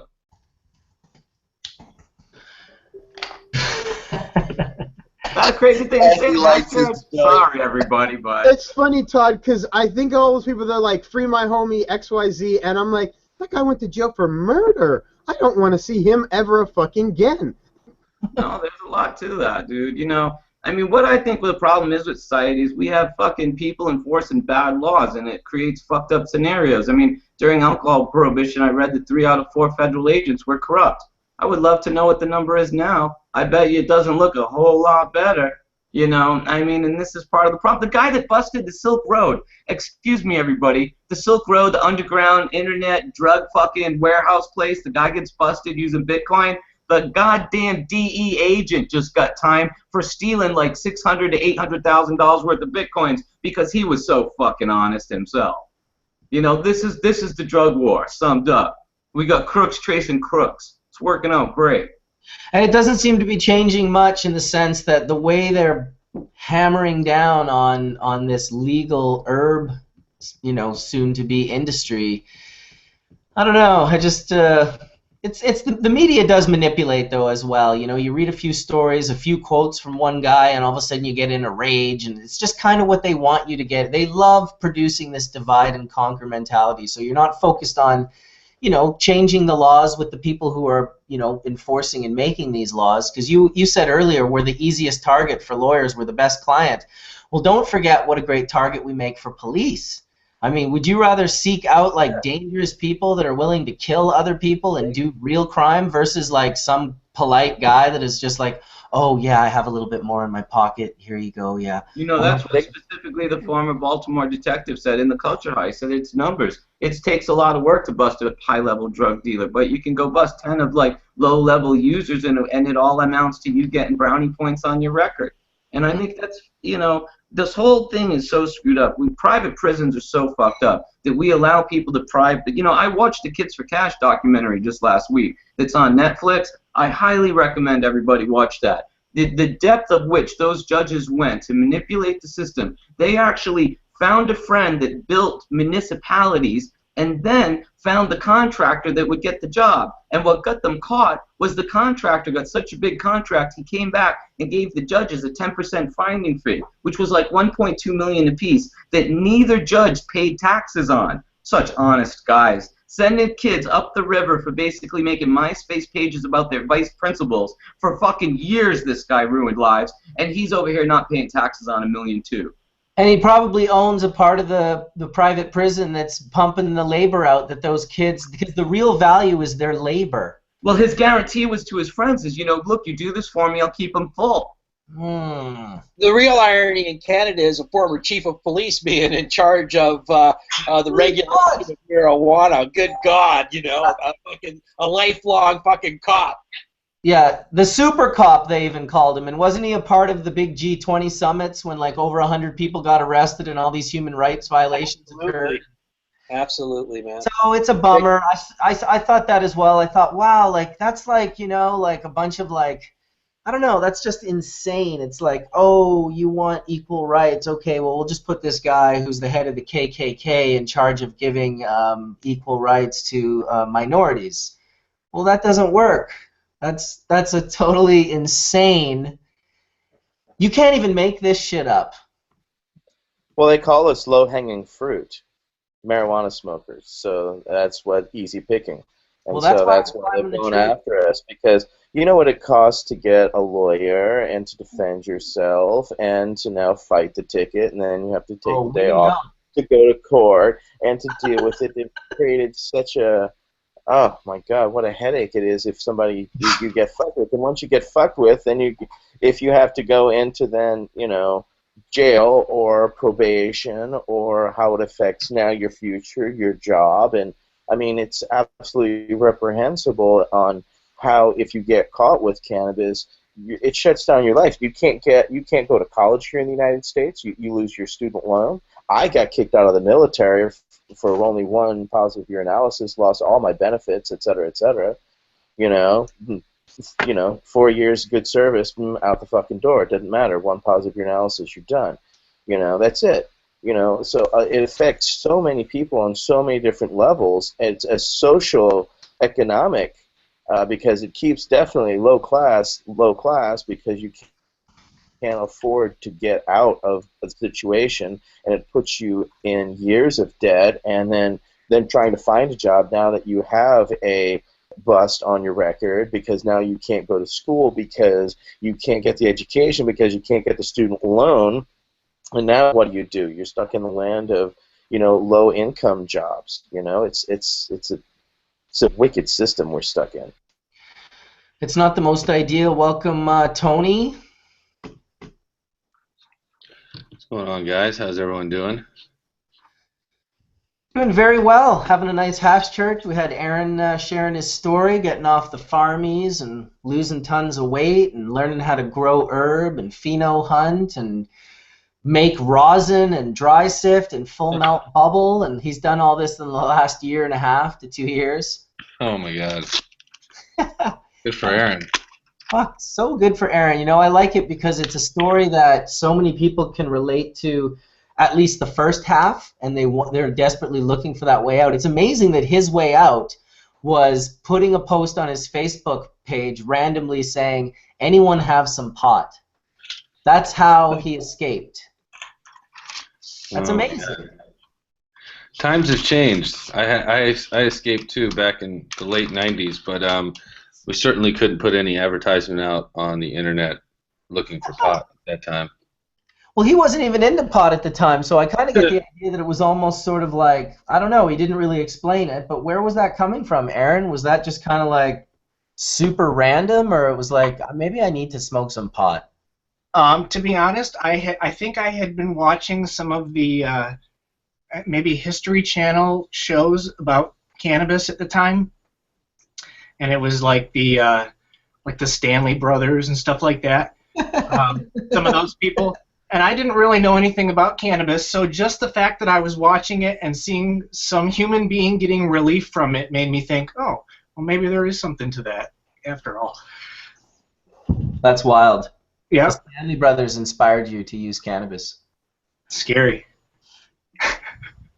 Hey, it's probably right there, though, is why they kept this information from being on television for so long, because that is the power of television. You watch a documentary, just like they know if they show a beer commercial, you'll be like at the beer store without even realizing what you're doing there, buying beer. Just being like, what the fuck am I doing here right now? It's like, I don't know, I think I'm buying some beer. Yeah, we're getting beer, that's right. South Park ripped on it. If you guys remember the South Park a few weeks back where they ripped on, you know, these guys kept trying to do research and they kept getting like hijacked by advertising commercials. They'd be all of a sudden like eating Cheetos, trying shoes on at Foot Locker. It's pretty Can I tell you something amazing? The CBD clip from the Culture High, I just re-shared it on Facebook, and it keeps an accumulative of the amount of views. It's up to 25.7 million views of Jason and Jaden's story talking about the CBD helping his son. That's amazing. You know, we could never have printed 25 million copies of The Emperor. You know, I mean, this is why I think this is such a beautiful way of communicating to each other, and it really is. It's impossible to really understand how much this information is penetrating society right now. It really is amazing. I would love to see people punch in the hash church chat, all the countries that they're in and how many people are sitting around watching again. I would love to see how far this is being watched all over the world. What countries are you all in? Please do that if you don't mind. Those of you in the chat, I should say. Yeah, this would be a great thing to do weekly when we get out of 1,000. Where's everybody from? Where are you at? Who's watching us? Where? Having such a reach, especially here in the U.S., we should be able to affect change, you know? I mean, look, one of the presidential candidates, Bernie Sanders, has said he's going to take it off the list, right?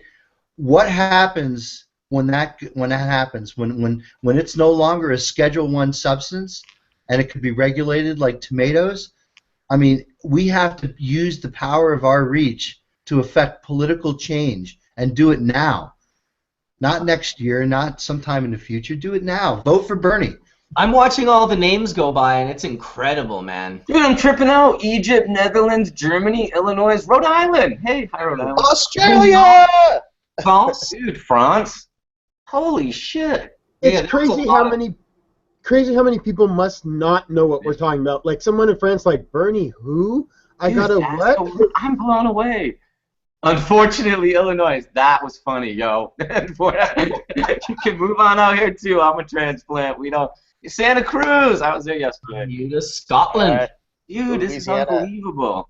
Yeah, Jamaica again. Quite a few Jamaicas I saw pop up. Congo. New Hampshire. Hey, live free or die. That was my favorite. International Space Station. Now that's what I'm talking about. Which one you tripping on?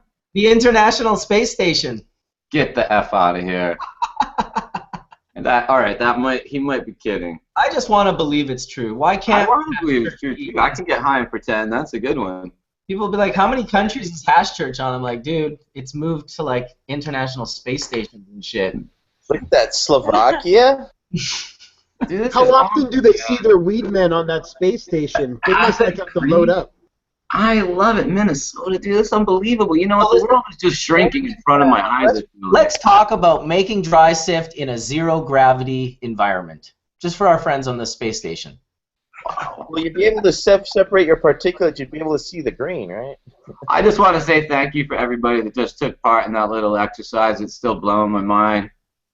Fuck, it's pretty incredible for sure, dude. That's there's 1,000 people in the chat right now, 1,040. So we've kind of reached our new level is 1,000, and next we go for 2,000. You know what though? It's amazing. You know, I think that this is just the beginning. It's, you know, people are really starting to tune into each other and to what matters. And I think it's not the boob tube anymore. You know, it's not like 3 channels and you got to choose what you're going to watch, or it's PBS. You know, now you can really pick and choose what information you want to absorb, and video is honestly a great way to learn. You know, you could put somebody in front of one of those documentaries in 2 hours. They got such a better, like, it would take somebody so long to absorb the Emperor, it'd take them 2 hours to absorb the Union. Yeah, true enough. It's true. And that's so quick, the way they absorb it as well when they see it. What beautiful, wonderful things do you have to share with us this week, Tony? Well, I've been really digging on this, you know, the New Year's resolution of full melt, and been really digging on the last week. Obviously, you saw on Instagram, but it's been fun working with you on, you know, creating some really unique, high-end quality products, and you also wanted to focus on full melt. So I would say that like the obviously the big red resin heads that you've seen on Instagram is I mean, it is incredibly unbelievable. You need to go smoke some of that with Todd and Etienne. Yeah, I know. I'm looking. I wonder what happened to it. Shit. That's what happens with the best hash. You either like smoke it all, or you misplace it, or you took it all and thought you misplaced it. I have a great photo in Jamaica in like 2001, and I'm at my friend's little vegetarian Ital cafe, and I'm kind of tripping out. I'm like standing up, like looking all over for this hash. I was like, it was right here. And you see me like this in the picture, and the hash is literally stuck to my arm. 3 different pieces just like stuck to my arm. It's pretty funny. Yeah, that's the kind of stuff that happens with it. So uniquely, we could talk about this because we once talked about this in a little chat before. So here is this is the 90. You could see the 90U, the gram that I posted. You can see it comes right off the glass, super sticky. See those heads still. I don't know if you can still see that. A little too close. The camera's, you have to be a little bit further away for it to kind of for it to grab. But I got a good idea when you showed the inside of the jar. It definitely looked like greasy resin. Making me want to smoke hash. I guess I better smoke some right now. So what I was gonna say was, what's unique is this one's washed. This one's like washed, sieved, not microplaned, and this is the same 90U that has been washed and then brought down to about a -45 state, and then put in a freeze dryer, and then nothing's ever touched it except myself right now. But and then this is like the consistency of that cookie dough, that if you just kind of like even just use the parchment paper to touch it itself, you can see it's not red anymore, which is unusual. It's more of like a cookie dough, and the consistency, this is what I really like. So this is kind of like what I'm working on, is like consistencies of full melt that are a little bit more user friendly than like say the powder. This is still presses out, you know, doesn't stick. It's still it's good still. This is off a little chunk that I pulled off of that. So you can see it still presses out perfectly fine. You can see all the heads. What is that testing out at? Oh, I don't know yet. I'm going to send that off. I have to send that off next week. Is that orange creamsicle? Is that what? That's orange creamsicle, both of those? Yes.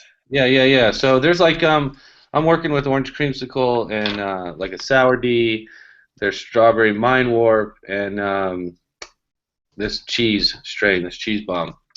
And but what's unusual about it is if you wash it, you sieve it, you let it dry, it's got this crazy red tint to it. And if you go, you know, it never touches air. So if you go cryogenic into a freeze dryer and then cure it, it comes out with a different color, more like a cookie blonde, like that blonde kind of hash.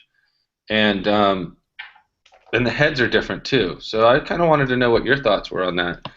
Is if you know, maybe the oxygen's changing the color of 100%. I used to do it in Jamaica to freak my Jamaican friends out, because all the hash there is dark, very dark.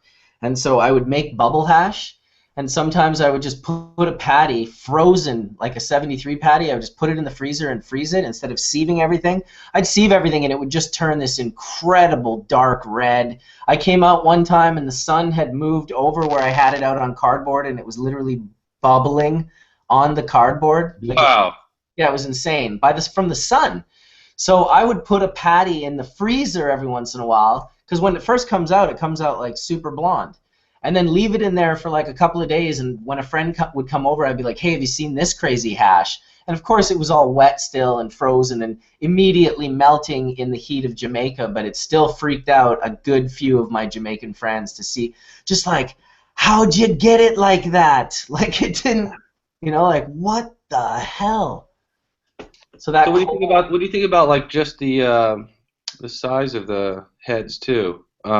Consistency and besides the color, what do you think? What do you think curing with water, like the slower process of getting the water out versus like a faster way of getting the water out? Because obviously, the way Well, I did it with the freeze dryer was fast in comparison. fast. Yeah, well, and also very cold, so it's also and under a vacuum, so you're creating different environments that the other hash never went through. So generally, most things that you do in that way, shape, or form are going to leave some sort of a footprint. Like whenever I've cured anything out in like cold temperatures, it's always come out much lighter. But at the same time, leave that stuff out for a couple of months and see what color it turns. Yeah, I've been leaving it out, and so it went from this like blonde cookie, and the second that it gets any kind of pressure, like if I put it in a sheet of parchment, and I didn't put a lot of pressure on it, but just even a little bit of parchment in my bag, it turns into like it turns into like that kind of maybe old school blonde hash that you would get, probably Moroccan or something like We long always time. call we always called that the caramel. Yeah, yeah, Stuff and I you can used to see make in the 90s with the BC hash plant used to come out like that. Caramel from the 25 micron up to the 190. Hey, welcome D420K. Thank you. As we're looking at the hash, got a yeah. thousand. What's that? Oh, nothing. It's just like, I just see like the little heads they smash. It's like a different consistency. It's really cool. I'm gonna try to. I'm excited to actually make that into a rosin and then a butter. So I'm gonna actually create a butter under like a warm vac. So I'm gonna rosin this out and I'm gonna butter it out into like a kind of like a different consistency. So that's what I'm working on: consistencies and flavors, and trying to get the water out as fast as possible, keep the most amount of flavor and terpenes, and create consistencies and textures that are a little more user-friendly in the full melt or the hash world, Well, that's what it's all about, man. That's that's what we're trying to get out to the world, a properly made water hash to re-inspire people that have been less than inspired with what's available for the last few years.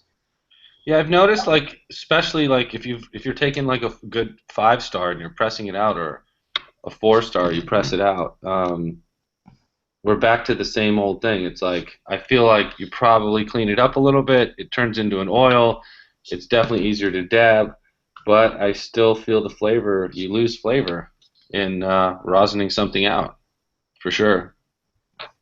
Well, the West Coast concentrate guys said it perfectly the other day. They were like, well, rosin's just a byproduct of bubble. The stuff that's not 5 or 6-star, we just press into rosin. It's a byproduct so we can, still have a nice product. Mm-hmm. Mark's laughing over there. What's he laughing about? No, I like that. I think that's funny. I mean, again view rosin as something more than just a byproduct and bubble. I routinely, when I look at flowers, I'll rosin the flowers just to see what kind of yield they get. Just as a measure of, hey, how oily is that nugget? It's a great way to test someone's nugget. Absolutely, I think it's a great little diagnostic to have. And you got to remember too, like all those folks in the legal states, for those of the people who don't exist in the legal states where there is good closed loop and good bubble hash and good dry stiff, if you can get it, this just becomes an enabling way for people to make a dabbable product from nugget. So I think it serves a little bit more than that, but I was just laughing, Tony, because I think that, again, I think there's nothing wrong with the hash you're starting with. Everyone's at a different, everyone's climbing at a different rate, and they some people are quite happy with even what I call no melt bubble. They like that old school flavor and taste, and you know what? That's the beautiful thing about this plant. Let's talk a second about the color, because the color is again, there's some chemistry that underpins what's going on there, and it's always interesting to look at how color and flavor can change simultaneously or not. I mean, so that's the question I have for you, Tony, is the color change simultaneous with any kind of noticeable change in the bouquet or the essence of the material? So that's the full melt. When we washed it, just sieved it out and let it dry. It was like fucking bright orange, like orange red from the start. I would say that it was probably, well, I don't know about that. I guess you're right. It would probably was. It came out kind of caramely creamy, and then it must have been within a day. It just went bright, like this bright red orange. And then the other way, as soon as I had a patty, pressed it out a little bit, got a little water out, and then put it in a little chamber that had some dry ice on the outside, so it was probably -40 or so. And then that went right into a -30 state. And then I created this interval system that pulled out the water fairly quickly, and staging it in -30, -20, -10, 10, 20, 40. And then you have to understand that anytime you're under a vacuum, you change those temperatures. So people that have used maybe freeze dryers in the past, they've probably gotten one result where it's really powdery, no water, and probably not a lot of terpenes left. So I tried to do a interval stepping with a negative vac, lower pressures, lower temperatures, and staging it. So that's why I got the scientific model, because I wanted to create I guess you could say, a digital experience versus an analog experience and see what the difference was. I think that the full melt that's with the bigger heads that's actually red, that was just done exactly how Bubble Man wanted it, seems to have not only the color change, but it probably has, I would say it probably has, I don't think the melt's any different, but I think that I would say there's probably still a little more flavor in the traditional method. So I still, in my opinion, still have to work on it a little bit. I mean, it hit two different nodes. That's what's unusual. The full melt that was sieved out and just dried and went red has more of the characteristic of the fuely orange citrus of this particular strain, and the one that I did in the cryo in the freezer picked up on the creamy citrus tones and not as fuely. So if anything, I would say there was more hashy, fuely taste from the full melt, and if you like that, then you would gravitate towards the more traditional or analog version. If you like the flavored tones and the subtle tones of the creaminess and the citrus, and not as much fuely, not as hashy, if you will. Like if you put it in your pen, you wouldn't be like, oh, that's like a very fuely, hashy taste. So it changed the taste, and it changed. That'll change with every strain that you run through there. Yeah. It'll change and be different each time you run different strains. So it's endless amounts of combinations. Yeah, and then the Bizarre Brothers and I were all hanging out, and then we added maybe I'm starting to do 1 drop per 5 grams now, maybe even up to 10 grams of terps back. So the same orange creamsicle terps back into the freeze dried. And I think I have a little bit of that. I'm not really sure, but that then is another consistency and another completely different, unique flavor that I think if you don't overkill it with terpenes and you just kind of restore a little bit of them, 1 drop per 10 grams, it seems to give that perfect consistency where it still allows everything. It just enhances everything, allows everything to come out. So in the beginning, I was doing 1 drop per gram. 1 drop per 2 grams. No, in the beginning you were doing 1 drop on the nail without any grams. I remember because it would be like. That's like filling a thimble with a fire hose. Yeah. So you got to do it at least 1 time in your life. Once you get up off the ground from your lungs completely shutting down, it's super tasty. Well, I was excited. So now it's learning how to use it properly, I think. So you know, like you could, the dip and dab is still probably my favorite. Just taking like this, I would take and dab just a tiny, tiny, tiny bit of it like into the vial, keep the same strain, and that's what I was trying to go for. Create a full melt, or create a rosin, or create a butter, and then create the terpene that go with it. And then you could do like the whole, you know, you could have the same flavor on the same flavor, and that's what I really like. But and then you get like into some cool things where, you know, if you get like 4 or 5 of those in a row, then you might get something that's like got purple or a goo or something that could mix with a strawberry banana or a strawberry watermelonish taste. And now all of a sudden you get these exotic tastes. You know what you're reminding me of right now? You're reminding me of a pipe that Brian Ratcliffe blew. He went by the name Rat Dog, and oh, how could I forget his name? He's a glassblower that lived here for years, used to blow next to Marble Slinger. And I asked him years ago, I said, I want a pipe that's kind of like 2 bongs that are like separate in their sense that they have separate bowls and separate water chambers, and then I want the bongs to kind of melt together at the top. Right at the mouthpiece, I want the 2 things, and what the 2 things was one was a vapor bowl. So you put like fresh Rene bud in the vapor bowl, and then he made these little glass wands called hot glass vaporizers. They were incredible. And so you'd stick one of those in one bowl of the pipe, and then in the other bowl we'd have like full melt Rene hash, and you'd like be hitting it with like the beeline or the match. And so you had this hash hit that was basically modulated by terpenes that weren't extracted via any special method other than vaporization, and then inhaled right into your mouth simultaneously to the hash hit. And it reminds me of how you're modulating with these additional terpenes. It's like it's the next level.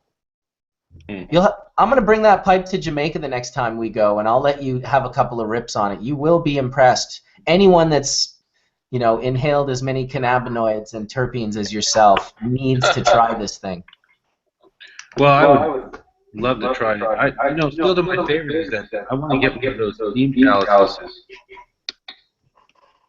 You want to get what?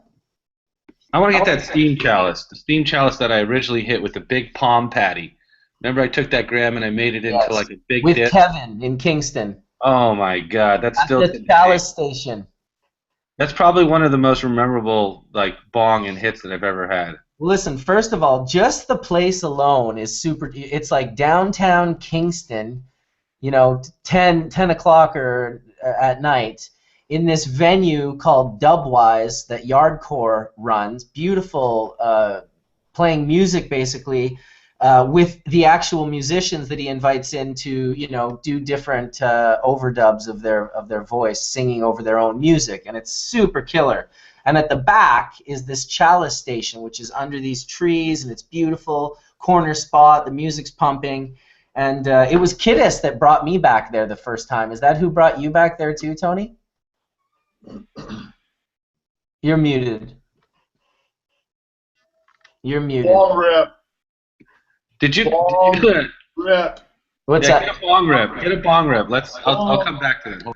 Rip. Bong rip. Bong rip. All right. Rip. All right. It's a bong rip sort of day. I guess I could have one.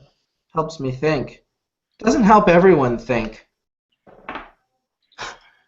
Sometimes people puff a couple of bowls and they're unable to articulate their message. And some of us can't think without it. That's the general consensus. I just can't think without it. Indeed. All right. Well. Yeah, I don't know if you actually. I think I told this story once on Hash Church. I don't know if you actually. I don't remember you coming with us. But I got in. I wasn't with you. No, I stayed home that night. You came home and told me, "Oh my God, I had this amazing." I had the same hit the next day. Oh, that's right. That's right. Yeah. So I got in this like 1972 like yellow Mercedes with like black leather interior into Jeff I. Free and Kiddisai. And they're like, "Come on, Tony, we're gonna take you to this party." And I was like, "All right," because we just never went out. And then we went to that event that you described, and there was a couple people there. You know, everybody had their own little circles, and everybody was looking at us kind of weird. That's funny. I don't know. I walked in with Kiddis, and he was just sauntering in. You know, he just knows everyone in the whole place. Everyone's like, Kiddis! Everyone. Every single person. Every single person from the moment you start, from the very beginning to the person that's at the front gate. That's right. Yeah, where we parked the car. All the way to there, to the guy where we parked the car. And I think I explained this on Hash Church before, where we had a 25-point parking job, where the guy said, hey, come on, man, park your car right here. And it's like the street's running parallel like this. The parking was supposed to be running parallel with the street, and the guy wanted us to park perpendicular to the street like this. And the car was in the street. And I was like, hey, I don't know if this is like a spot. Don't worry about it, man. Park your car there. And I was like the passenger, and I was like, hey, man, like your car's in the road. Like it will get hit. The nose of your car. Like I can't walk. I was like, can we get any closer? And it was just like movement where he came in and he parked like this, and here's the road, and he was backing up and like trying to get his car to like get it so his nose was like literally right on the edge, and then the back of it was like right on concrete. But yeah, he knew everybody, and then when I went in there, everybody gave me like the curious eye, but I just kept giving out like hash to people.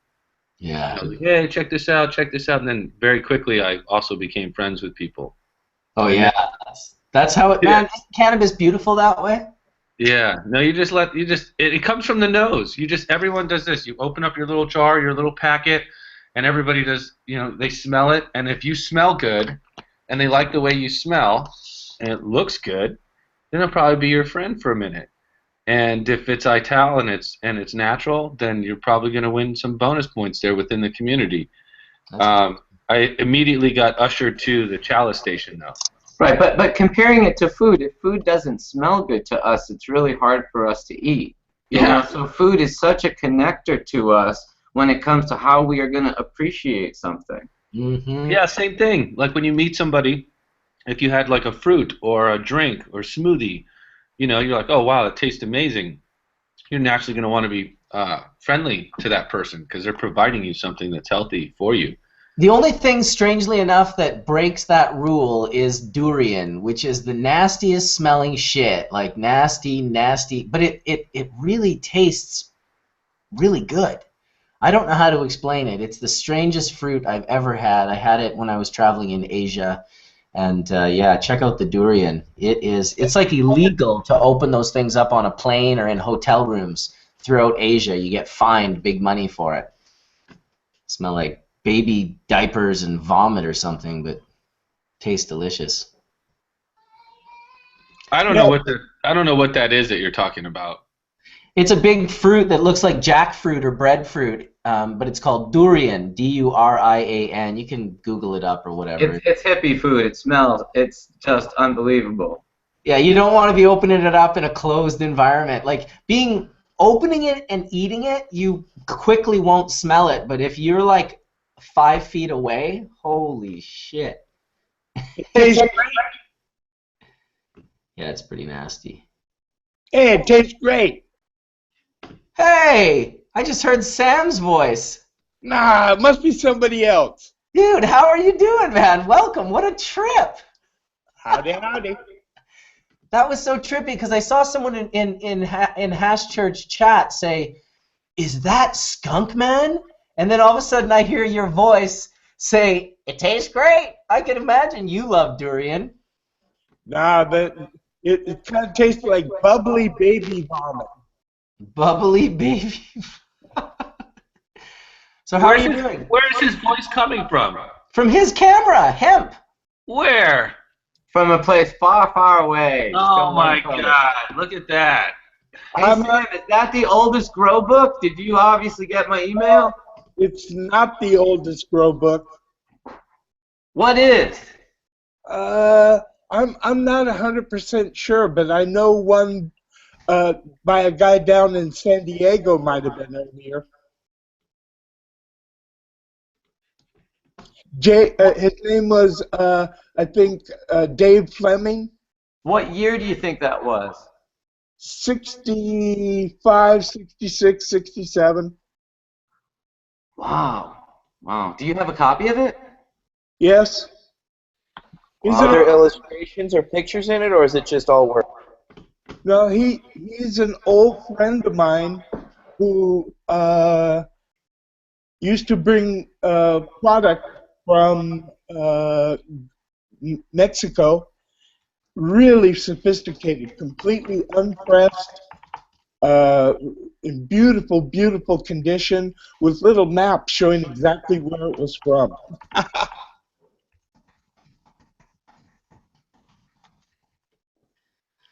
Is it black and white? I think. Must be black and white, yeah. Is what black and white? Well, there's no color, really. It wouldn't have been a color book. 18 was asking if it was black and white.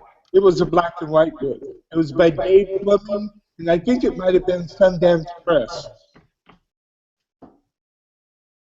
Well, there you have it. Confirmed. There is an older book.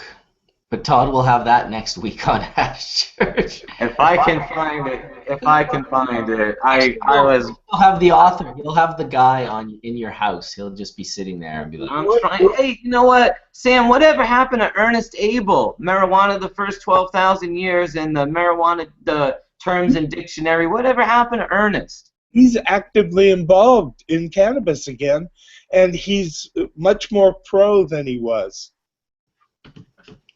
well, that's good. We should reach out to him. But honestly, Marijuana, the first 12,000 years is one of my favorite cannabis history books. There's a line in the opening that when I was a child, I read this. I was a teenager and I found the book at the Pawtucket Public Library.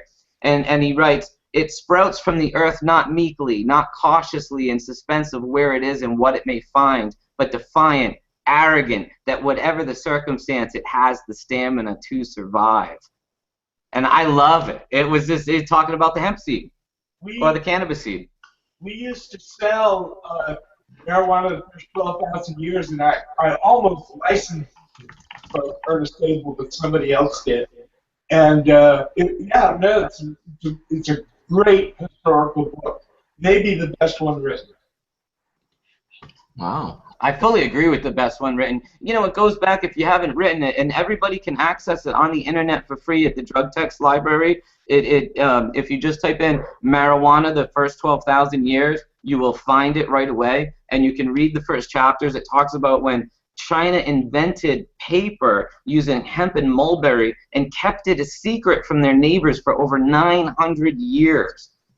Talk about information not transparent. That's because paper was a military secret, kind of like silk. It was an economic secret. And they just, kind of like Apple, they didn't want everybody to know how they do what they do. Right. You might be getting a little far away from your mic, starting to cut out a tiny bit. That's because I went over and I sat down. I know, I can tell. There'll be no sitting for you. I'm going to go find the Dave Fleming book. I'll be back in 1 second. All right. There we go. Get to see it. Chat's going off. Did he give a name of that book? What was the actual name of that book? Well, soon he will come back and show us that book, hopefully, and we'll get the title and we'll get to see it. And what a total and complete surprise that he just popped into chat. That made me happy. Well, you must have sent him the That makes link. us all happy. I send him the link every weekend, bro. Are you kidding me? I'm not saying nothing. I just sent him an email 2 minutes ago, and I was like, what the fuck? That was crazy.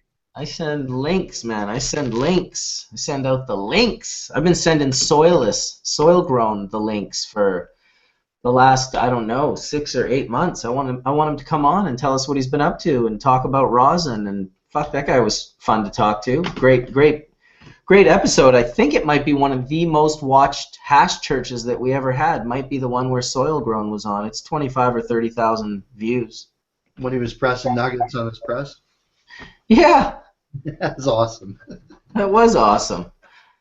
You know, it makes for a great fun time at a booth, in my opinion. The bubble, you know, my booth at the Cannabis Cup was always really the same thing. Come by, have a chat about cannabis and resin, and basically for sure puff some bubble. But you know, with the good fun that is the rosin press, you can just let people, hey, if you want to press out some of your buds, we got the press. It's right here. Just boom. In Jamaica, we were just pressing, squishing nugs like you would not believe. And once we got through all the shitty hash and shitty bud, and other people started stepping up, it was wonderful. Were old school smokers who had not seen the technique before, skeptical before they actually saw it work? Well, you know, I think Jamaica is a place that people have been going and showing them things for so long that they're pretty receptive to being shown things. I mean, sure, there's always a little bit of like, you know, just like any human being would be like, what are we watching right now? But from the time I went there in 2001 and showed them water hash, you know, putting water and ice and then cannabis all mixed up, I mean, they were definitely like, what is this guy doing? But at the same time, it was like, well, who cares? He already bought the weed. You like that one, Horatio? Yeah, because I knew that. I was like, whatever, man. I know we already sold him the weed, and then you said it.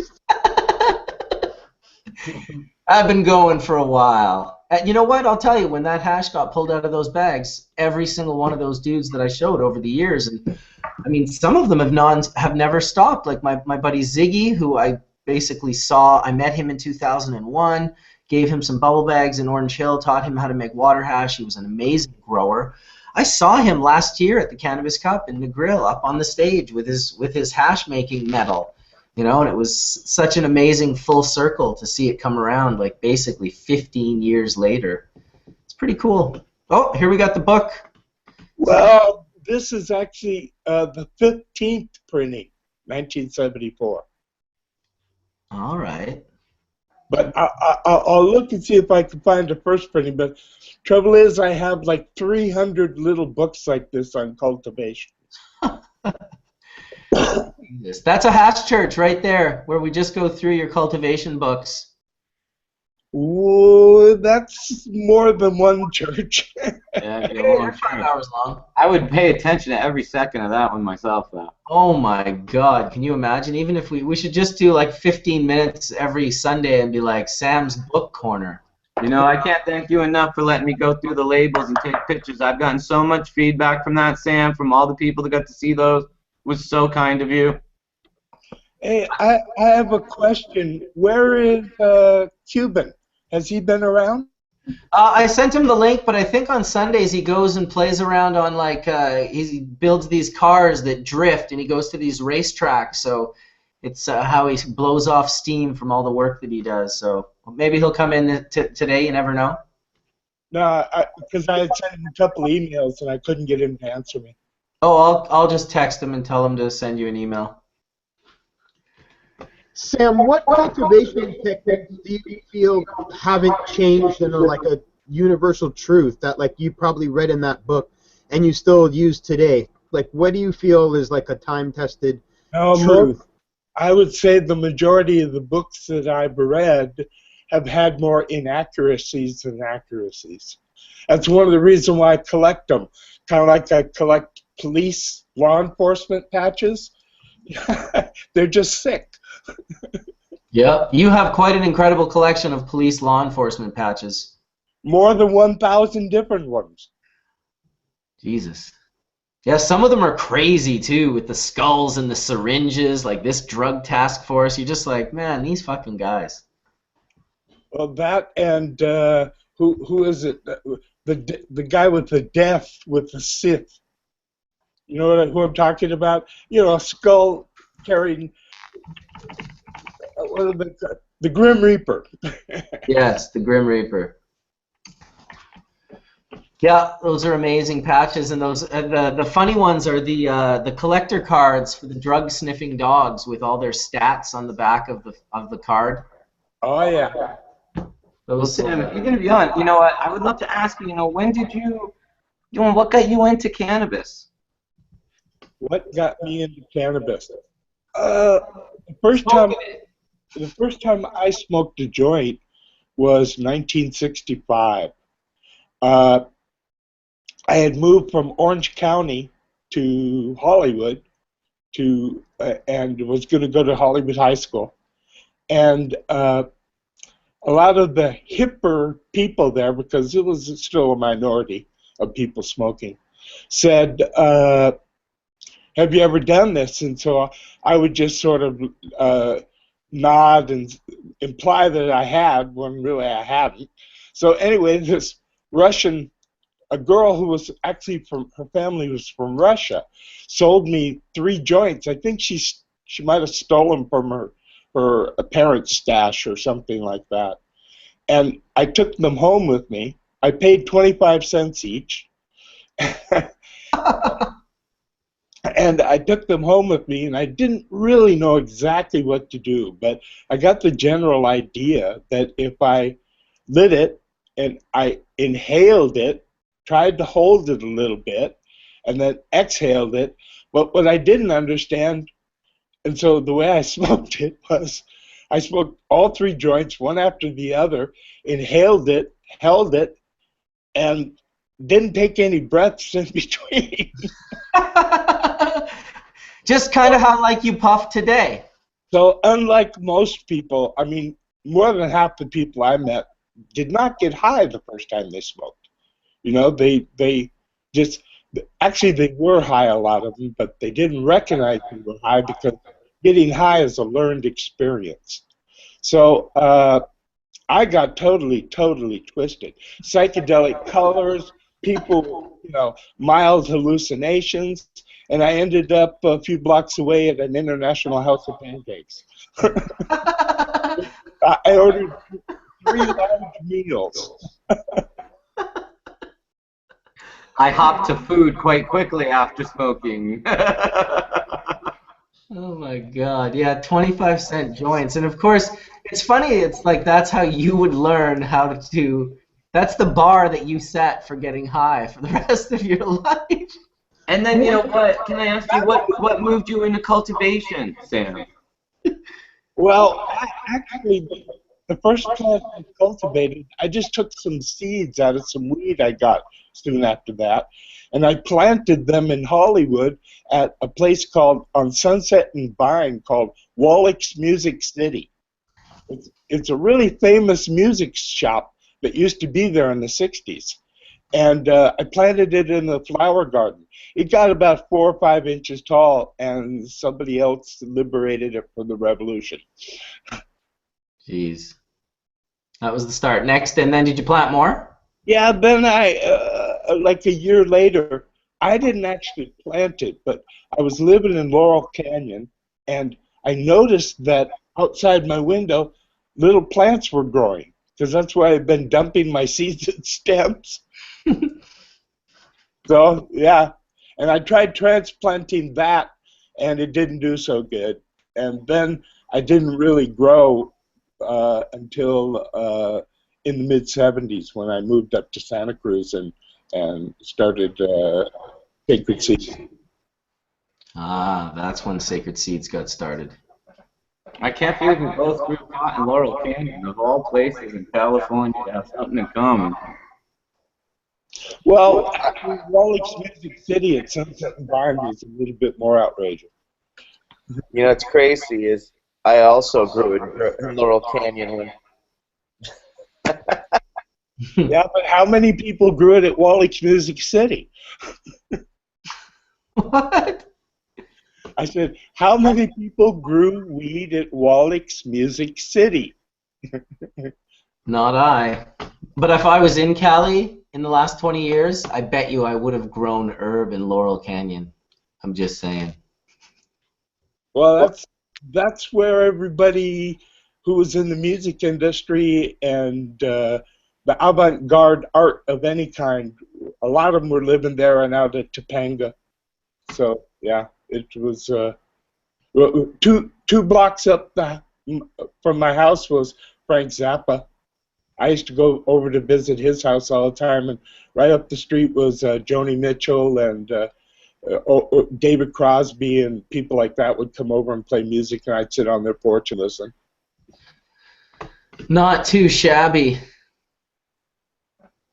Pretty incredible. People are loving the stories in the chat. They're pretty stoked to hear these stories. We need a bong rip in here. We always need a bong rip in here. Oh, I agree. We definitely need a bong rip. Well, I will have to step a few steps away to take one, so if you only hear it very quietly in the distance. Sam, before you step away, what are you smoking right now, just out of simple curiosity? Something a friend gave me. It's some rosin. It's not super special, but it works. A little rosin. Bong rip, terp dip.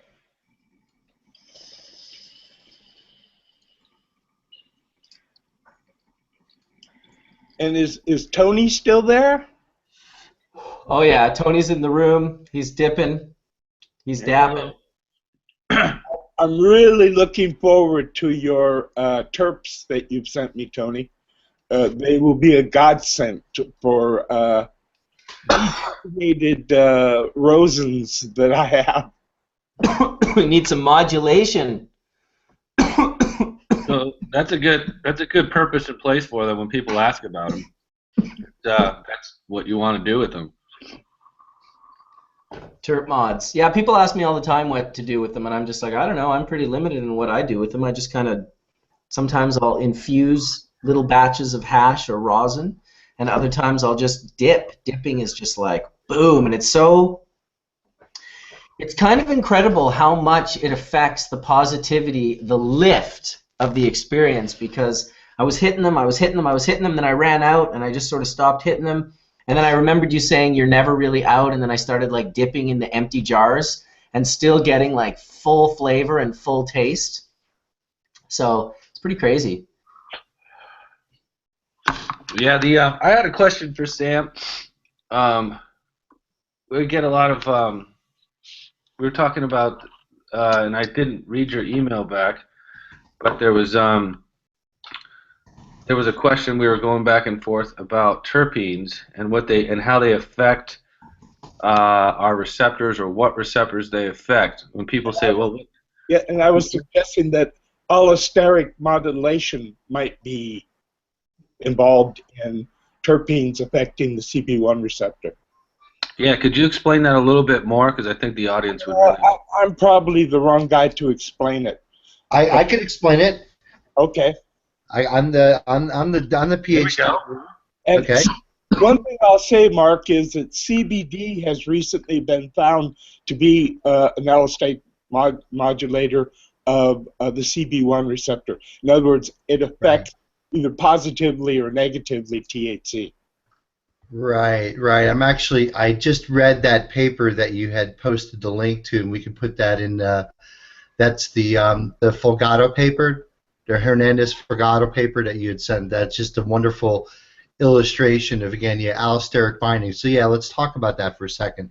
So the active site and the way that these enzymes work, or the way that the binding sites work, is sometimes there's these things called allosteric sites that act as like an on and off switch for the enzyme, and it doesn't have anything to do with something that's binding competitively for the enzyme's active site. So it's not an agonist or an antagonist.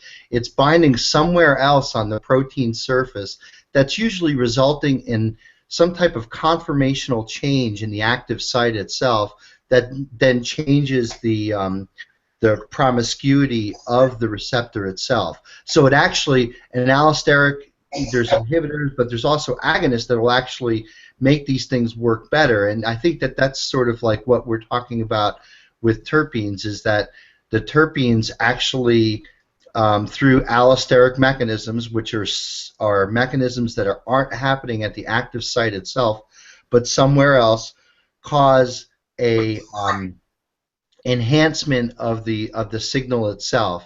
And usually, again, I mean, in most cases, allosteric things could shut down the function of a enzyme, or shut down the function of a binding site, but they can work both ways. So the other thing I just wanted to point out is, again, with terpenes, it generally increases the exchange between inside the cell and outside the cell, because the terpenes, a lot of them anyway, are hydrophobic, and they end up sort of I guess intercalation is not the right term, but they end up basically expanding the membrane and opening up ion channels, and it basically turns on the cell for business. So with the prevalence of now cannabinoids being present at the receptors, I mean, again, there's just an upregulation of what's happening in the cell. The cell is just turned on. I liken it to, again, opening the windows at your house. You're going to start exchanging stuff inside the cell and outside the cell. The allosteric mechanisms for these, the CB1 and I guess CB2 receptors, again, from my reading of this paper primarily, are now being exploited to understand how they make the receptors and the signals work better. And so that's what I guess you're seeing with terpenes. And when you say that terpenes modulate the cannabinoid response, essentially they're doing so through this and probably many other mechanisms. So Right. the allosteric is one mechanism. I also suspect that terpenes, which I believe there's receptors for smell in your nose, which are hardwired directly to the brain.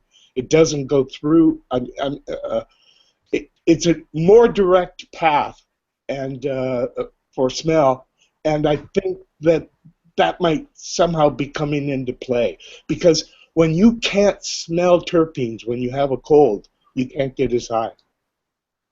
Right. I want to say that what's happening is, like, whenever you're insulted with any kind of chemicals, be they terpenes, natural, unnatural chemicals, there's an immunological response in the body, again, because you're basically, and in some cases, it's funny, Stan, we were talking before about the dosing, what the proper dosing of these terpenes is, whether it's good to have like a drop in, say, 10 grams, or a drop in a gram, or a drop in a dab itself, and you're getting completely different concentrations at a very short period of time, and you're overwhelming the cells in the mucosa that are directly exposed to those, are getting levels of terpenes that probably it should not be seen, and so there could be again an immunological response in those cells. But when you start really upregulating all kinds of things in the cell, because you're going to be expressing more cannabinoid receptors, and if you're expressing more cannabinoid receptors, that means you need less of the cannabinoid to again manifest the signal, because there's just more receptors. So I think that's now been shown, is that beta-caryophyllene, which is a very prevalent sesquiterpene in most strains of cannabis, actually shows a upregulation at the genetic level. So the protein, the CB1 receptors are expressed more, and that's a genetic response at the genetic level because of exposure to beta-caryophyllene. Mark and Sam, I wanted to ask a follow-up question, because this week's been big in my home with terpene research for gastrointestinal issues like gallbladder and so on. You mentioned things like oversaturation of terpenes and that receptor uptake. And I'm like, yeah, I follow you, but we have a problem. When it comes to eating terpenes, the amount that can be taken for even gallbladder is way higher than what one could even approach. Is it the vaporization of those terpenes that makes, because that's the thing, functionally I'm like, I'm experiencing more terpenes, but I'm not actually ingesting more. Because, you got to remember digestion in the gut. The gut is essentially two normal hydrochloric acid, and it'll basically chew up and do a lot of digestion there. And then in the liver, it's a highly oxidizing environment too. So by the time things do make it into the bloodstream, they can look very, very different than a vapor that's inhaled into the mucosa. Right? Absolutely. So sorry, just last part, because when you smell those terpenes, they're cold, and that regulation happens in the brain. And if you try to drink the whole vial, you do get, you're going to get it through your sublingual and right down the mucosal lining before the acid vat. I'm trying to get a sense of what's the appropriate dose therapeutically versus vaporized, because when I'm starting to get all of this feedback about limonene and cancer, and people asking me should they be taking it, they've read stuff, they get doses of 1,000 milligrams a day to people taking 20,000 milligrams and being fine. And then I look at my terp vial jar and I'm like, that's 0.02. But if you vaporize it, your head explodes. Well, I think the perfect analogy would be the amount of menthol that's in a typical cough drop or a lozenge. And I think, again, a lozenge is a great delivery vehicle because for the most part that's being absorbed sublingual. It's being absorbed into the oral mucosa, which is advanced of all the digestion and oxidation that's going to happen in the gut. So, I mean, you're basically, and you're getting it into the bloodstream where the brain is because it's in the mouth. So I think, yeah, I really do think sublingual drops and like a lozenge or something like that. If you look at those, like a Hall's menthol cough drop, which I think has menthol and maybe a few other terpenes that are in there, they're only in there in very, very small quantities. I mean, I would say less than milligram quantities per cough drop. Yeah, I was going to say I use you have to look at the milliliters per milliliters, you know, like when you're talking about, I use very little amount of cannabis-derived terpenes in my sublinguals, and I do it by per gallon. So I found like very small amounts, like when you're talking about if there's 3,875 milliliters in a gallon, you're talking, you know, under 5 milliliters. You know, in that comparison. So it's a very, very, very, very, very small amount. Goes a long way. It's almost like if I just take a drop or two in a batch, you could taste the dynamics in the sublingual quite a bit. And the last batches I've been doing, I've been using the orange creamsicle with the P4, and it's almost like it creates a chocolate orange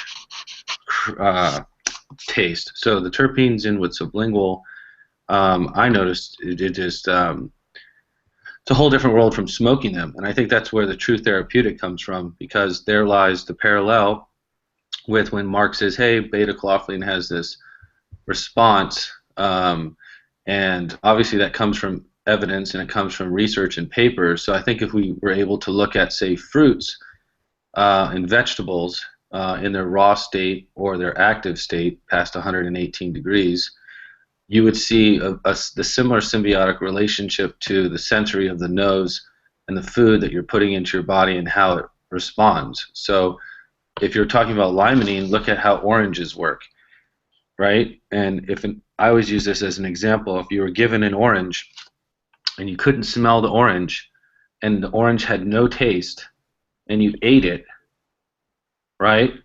And then how would your body respond to that orange? Would it absorb the vitamin C? Would it absorb the limonene the same way if it didn't have a smell and it didn't have a taste? So it creates a very strange format to start testing those relationships. But I think there might be some ways to pull the parallel and similar research that's done on that. And maybe perhaps you would find the fact that cannabis has 200 plus terpenes available, that each one of those terpenes and their combinations of the nuances in such minor amount could create such modulation that would create a positive or negative experience on the way not just your body signaled for pains and things, but considering it keeps our body in homeostasis and regulates that same way foods do on another level. So I think there's probably quite a bit of synergistic properties between cannabinoids and nutrient-dense foods and how they would respond with terpenes or without terpenes. Tony, you mentioned caryophyllene. Caryophyllene was tried by me and Rob and the other folks that helped with our terpene work a decade ago, and caryophyllene did not potentiate THC at all. In other words, myrcene did. It both potentiated and modulated it. Limonene did. It both potentiated and modulated. But caryophyllene, no. Now, of course, medical, that's a different thing. For recreational, caryophyllene, I don't think is of any use. To get you high. So how are you doing some of those? How would our generation be able to continue work like that? To say, okay, once we start mapping them more, what would be the next move? Here's what we did. We took the 10 or the 12 biggest terpenes and the 12 biggest cannabinoids, and then we would spike a single terpene, a small amount as we could, with a single cannabinoid. Primarily THC was what we focused on because we were looking at the recreational aspects more than the medicinal. But what's a small amount? Please specify. A small amount of what? Of what? You said you took a small amount. What is a small amount? Or the terpene? Oh, I don't know. Both. Okay. Well, the cannabinoids, mostly we were doing standard amounts, 25 milligrams. And we vaporized them in a volcano on top of a, what are those little, what do they call them? Stainless steel pads. You know what I'm talking about? Yeah, those little extract pads. Yeah, those little Brillo pads that came in. Little stainless steel Brillo pads. That works fine and dandy for things like CBD, powders, or oils, or whatever. And we tried all the major cannabinoids by themselves. Then we tried all the major cannabinoids with the various terpenes. But THC was our real focus. And we tried that with the various terpenes. 25 milligrams of THC, and then we would spike it with the smallest amount of terpene that we could do, because even that maybe seemed more than we should use. Well, I used to use a hypodermic syringe, so I could squeeze out just the tiniest little drop from the needle. You understand what I mean? It was way less than a real drop, but it was enough to totally modulate and give us the answers about whether or not that improved THC or not. You asking about what's the next step? The next step is, number one, you need pure THC. And maybe pure CBD or any other cannabinoid you're interested in. But with pure THC, you eliminate any of the other variables that you get when you think you have almost pure THC that you've made from a resin. Once you have pure THC, you can start doing double-blind, 25 milligrams spiked with various things. All we did, we never even got to the point where we started combining the 12 terpenes, because you figure it out. 12 times 12 is 144. And Tony says there's 200.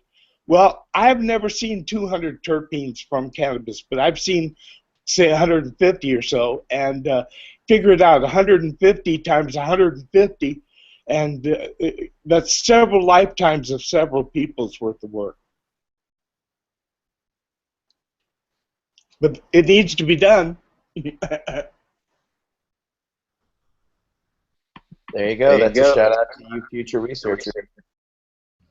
Excellent. Well, that's good. People are always asking us.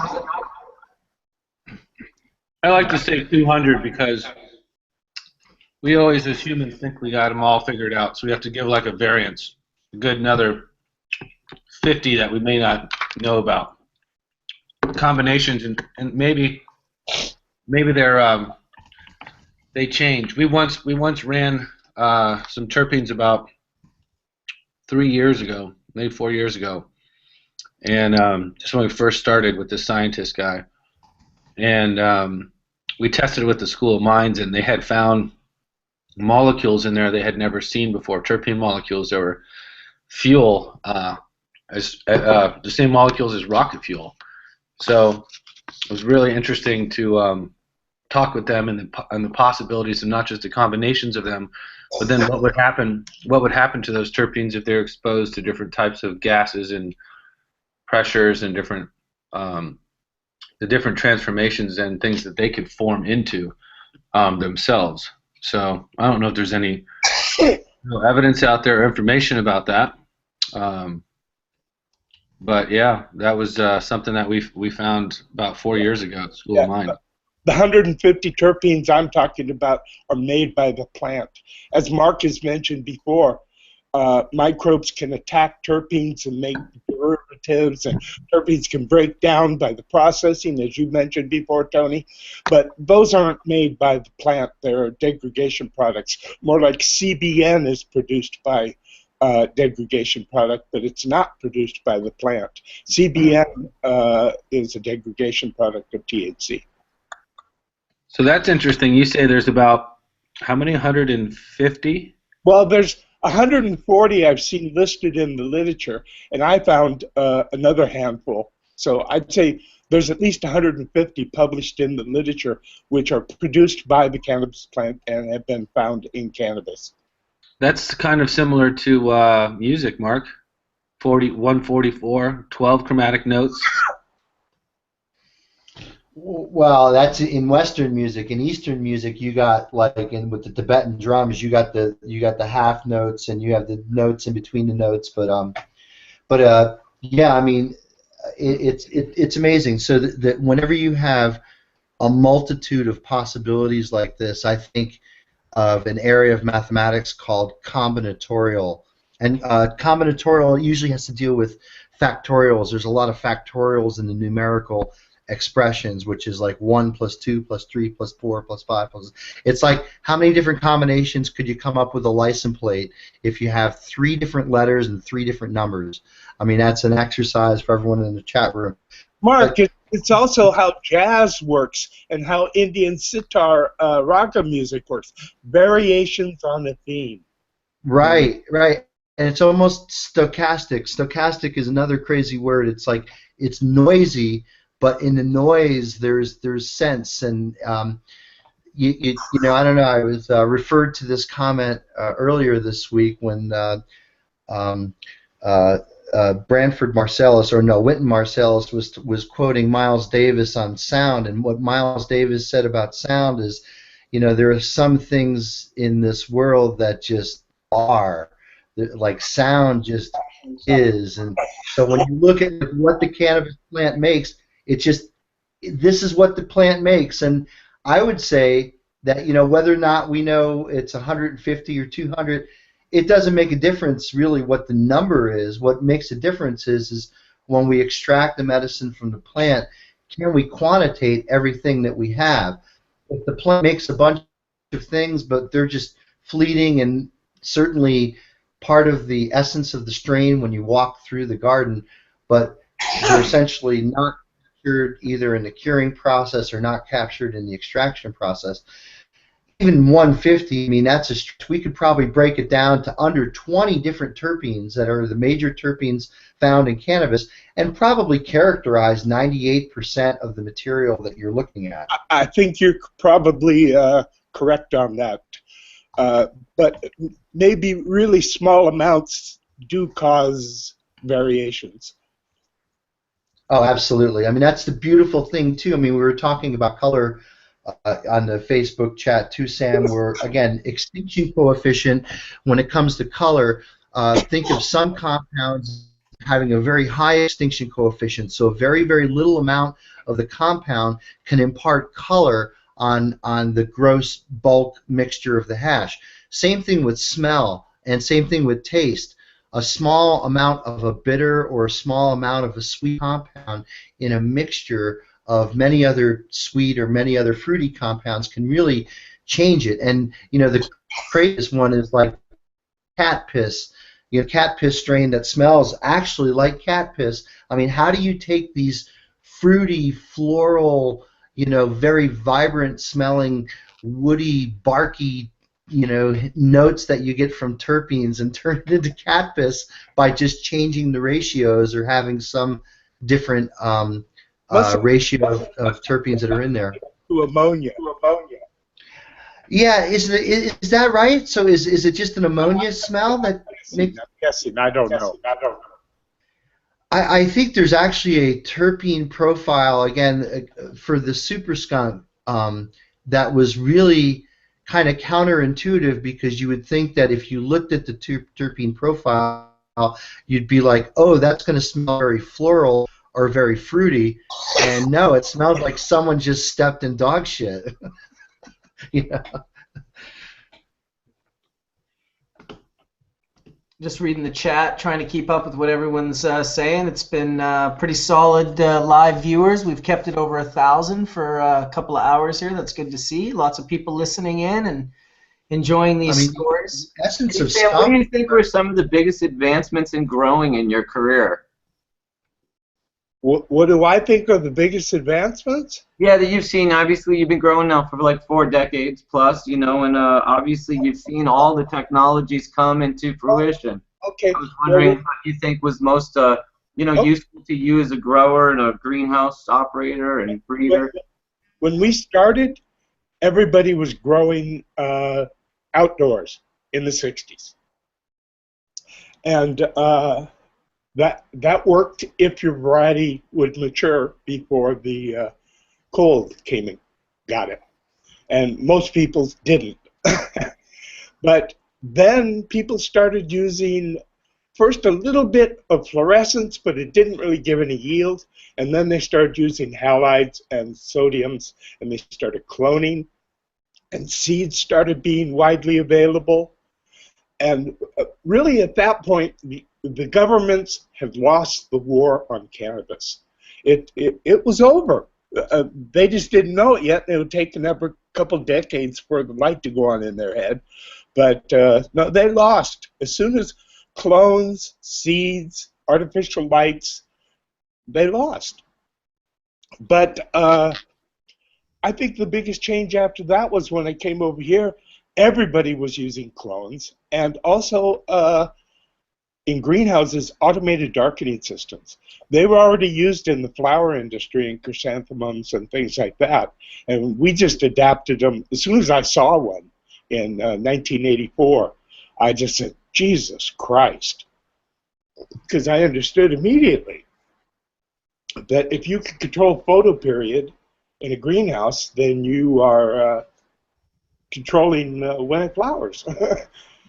And yeah, that really did change everything, because you could quite literally grow 4 crops a year in a greenhouse, but you needed supplemental lighting. In the Netherlands, in some areas, you could grow 4 with just Alchemy. I think what the biggest change in the future will be DNA-assisted plant breeding. Plant breeding, up until recently, has been actually quite primitive. Now, we obviously can try to grab onto what we really like, and we know from experience what turns our crank and what doesn't turn our crank. So we breed towards what does turn our crank. And that's why I was thinking that very likely the best terpenes have already been identified, because they're probably in the varieties that people have been selecting for hundreds of years. They're not going to be, ganja growers are not going to be selecting the ones they don't like. Whereas hashish farmers, all they're doing is selecting for the plants that give the most resin. It's really a different selection process. With cannabis, with ganja farmers, they can grow each individual plant and save the seeds of the one they like and discard all the rest. So maybe that's it, Todd. There's probably more things. Well, then can I ask you a couple of, you know, now there's a big talk about auto flowering and female seeds, and in America we don't see it as much as it's common in Europe. And I would love, I mean, a lot of people ask me, some of the most common questions I get from people are, you know, how are they making auto flowering seeds? And I would love you to talk about that for just a moment. Well, I'm probably the wrong person to talk to about auto flowering, because I have not done a lot of work with it. In fact, when the first auto flowering was introduced by Neville from Cannabis Castle, he had gone to Hungary and collected some either escaped or ruderalis or something on the side of a road, and it had auto flowering characteristics.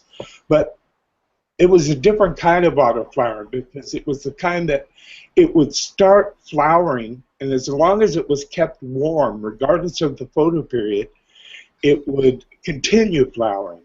Now, cannabis really requires not only vegetative growth to get big enough, flowering to, get lots of biomass to cover with resin, but then at the very end, the last few weeks of flowering, most cannabis varieties have a tendency to frost out. That's when they really pack in the resin. There can be twice as much resin as the previous however many weeks of flowering. But with these auto-flowering varieties, in the ones Neville had, they don't really ever transition to that last gear. So they will grow vegetatively, they'll flower, but then they just keep flowering, and they never stop flowering and frost out. So me and Rob really fundamentally did not like them. But now people are using different, either ruderalis or whatever. I've heard they're using finola, which I would find humorous as hell because I developed finola. So What is ruderalis then? Ruderalis, that's a good question. Is it real? Well, nobody's 100% sure. DNA will tell us. It will answer this, but nobody is really sure. And it's either escaped cannabis that was under cultivation for whatever purpose, or it is wild populations, or nobody's really sure. Rob is 100% convinced the stuff that Neville found in Hungary was escaped. Now, if we had it now, we could tell, because we could test it and compare it to the hemp varieties grown nearby and see if it's related. But yeah, now I don't think we have any of the original ruderalis seeds that Neville brought back. The problem with ruderalis, of course, is because it wants to flower even under long photo period, it could be impossible to maintain clones. But it actually can be done. This is, you grow a plant, as soon as it starts, before it starts to flower, you in vitro clone it, mearstem clone it, and they don't. And if you grow it in cellular culture, as individual cells, they don't respond to photoperiod.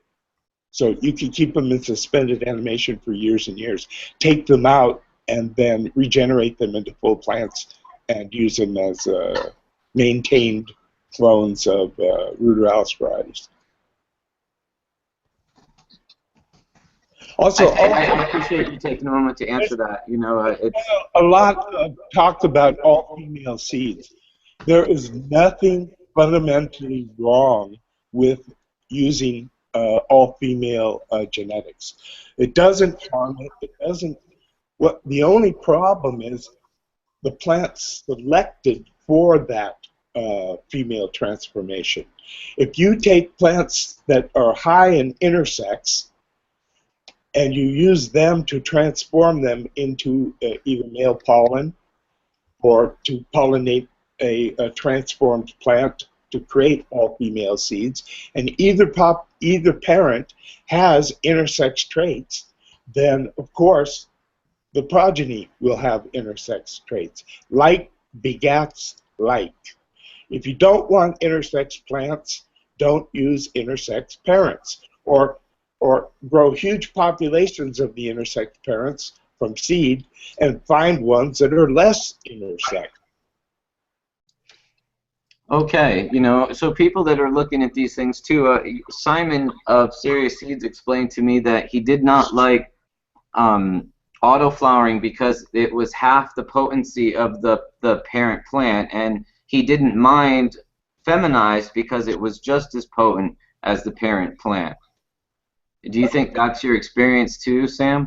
That certainly could be true, but that's just because whatever plant that he's using as the donator of the auto-flowering genes is not potent. So if he could find a potent one with two sets of auto-flowering characteristic genes, then maybe he would be able to create F1 plants, which were both potent and autoflowering. But I don't know. Like I said, I really haven't worked with autoflowering because when we first were introduced to them, me and Rob felt they were fundamentally inferior. We were interested in producing better quality, not something that would sell or was more convenient or flashy. That isn't anything important to me unless it's also superior quality. Wow. Wow, thank you. I appreciate the clarity. I get that asked to me a lot, so it was nice to ask you. Absolutely. I just posted right now to my Instagram and my social media, come check us out on Hash Church Live, Skunkman Sam sharing some knowledge. It's always a pleasure to have you come in, and I know that nobody minds that you're staying off camera as long as you're sharing with your voice. Well, how do you feel about the evolution of the cannabis scene in Amsterdam? I mean, obviously you've been there for the whole game, it feels like. There is no scene in Amsterdam. The devolution. It went someplace else. Wow, what a bummer. They're down in Spain, are they? No warmer territory. It's unbelievable. Or in Oakland or in Vancouver. It was 27 years strong. Almost got 30 years out of like the crazy full-on Cannabis Cup madness. Yeah, and I have lived here 30 years. Right. Wow. It's sad what's happened in Amsterdam. It was such a beacon of light for us all when we went there, at least for me a couple decades ago, and it's sad how it's changed. When I moved to Amsterdam, it was legal to grow cannabis for seeds in a greenhouse. It wasn't legal to use the cannabis or sell it, but it was legal to grow cannabis seeds in a greenhouse. That's awesome. Actually, it still is legal to grow cannabis seeds outdoors in Holland. But the trouble is, I don't think there's any variety you can grow outdoors in Holland. Maybe one or two of the outer ones. Yeah, you probably can grow the outer ones outdoors.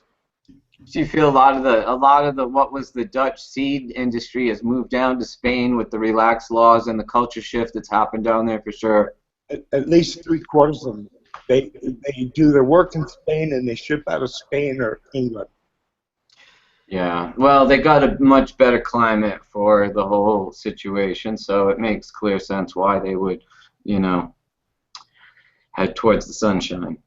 Well, they stepped it up. Their hash game is on point. The last few years I've gone to Barcelona, I've been quite impressed with just the overall quality. It's not just like one or two commercial strains that everyone has. It's like a variety of all different things, and people have made them a variety of ways. And I've been pretty impressed with the quality that's there. Might have to do a Legends of Hash there, Sam, this March. What do you say? Should we do it? Where? In Barcelona. Spain. Well, that's an idea. I mean, you got to remember the guy who won Legends last year, with his dry sift, it was actually coming from I think it was Spanish. Well, he lives in Spain, but so I mean they picked up the ball when the ball got dropped here in Amsterdam. Yeah, it seems like a lot of good people moved down there, and even when I asked Soma how long it had been, he said it was just in the last like three to 4 years maximum, because he said even in 2011, I believe, he was still bringing his own stash, and he was like 2012, 2013, 2014, I no longer had to bring. They have beautiful, great stuff here of my own strains that's growing from different people. So we opened the museum in May of 2012 down there, and there was a very limited social club scene happening. There was a handful of places, literally like you could count on one hand, that you could go to partake in what was very new legislation and new rules. People were just getting comfortable trying to, get together and have a bit of a collective, It goes to show in a way how ahead of the time Positronics was, being a a club where you joined and you got a key and you paid a due and you were all part of the same kind of team. Yeah. Positronics was amazing, though, dude. Positronics was the standard. I mean, it's what a lot of us, it's what, you know, I know Richard and a lot of us have all patterned ourselves off of. You know, they were the originators. Positronics was first and did a lot of things, but it also crumbled because of just poor decisions by Bernard. I mean, like not charging people money at the restaurant, but just letting people pay what they felt. No. I can explain that. It's because we had an illegal cantina, Mark, and we weren't allowed to do the food, so it was only for the staff. But if you were a member of the Sensimilia fan club, you could make a donation and we would give you food. We couldn't, so we sold the hash in the grass at the cash register. That was legal. We had to hide the brownies, and we couldn't charge you for the veggie pate. and what I was really talking about, Todd, was the fact that after years and years of that place being a fairly good financial success, Bernard still paid all of his employees minimum wage. And in the end, the place everything got stolen from the inside employees, selling it to their friends at really cheap costs. I worked there for a year, and I mean, what I saw really take it down was when the guy that was running the head botanist, half the team did work in the office, did soft secrets, sold seeds, worked in the cantina. The other half were what we call the green team. And one of the members of the green team, we ran into a problem with plants because we were bringing in plants as much as we were selling plants, and we got bugs. And he used pesticides that were organic, like, you know, just safer soap type stuffs and potassium salts and such, but he didn't tell Renard, and Renard freaked out because he had the babies crawling around, and he fired him, Marcel. And half of the staff walked out and protested and took a sick leave, and he had to pay them. And we went from like 48 people to like 22 people almost overnight. And then he had an internal theft problem, and it was really sad what actually happened to him because it's what it was. Internal theft problem. Yeah, he did. But the one, I could go on about it, but I won't. But yeah, the one guy that was making the deposits didn't come to work one day, and we found out all the bills weren't getting paid. I was working on that. On that, people afterwards told me that they would go there and buy several thousand worth of lights and other stuff and not pay anything. I can't, answer to that because, it was, I don't even speak the language literally. So, I was doing my best to help out. I mean, in 1996, it was really, the whole place was full of plants from me and old Ed Holloway. We lost the green team.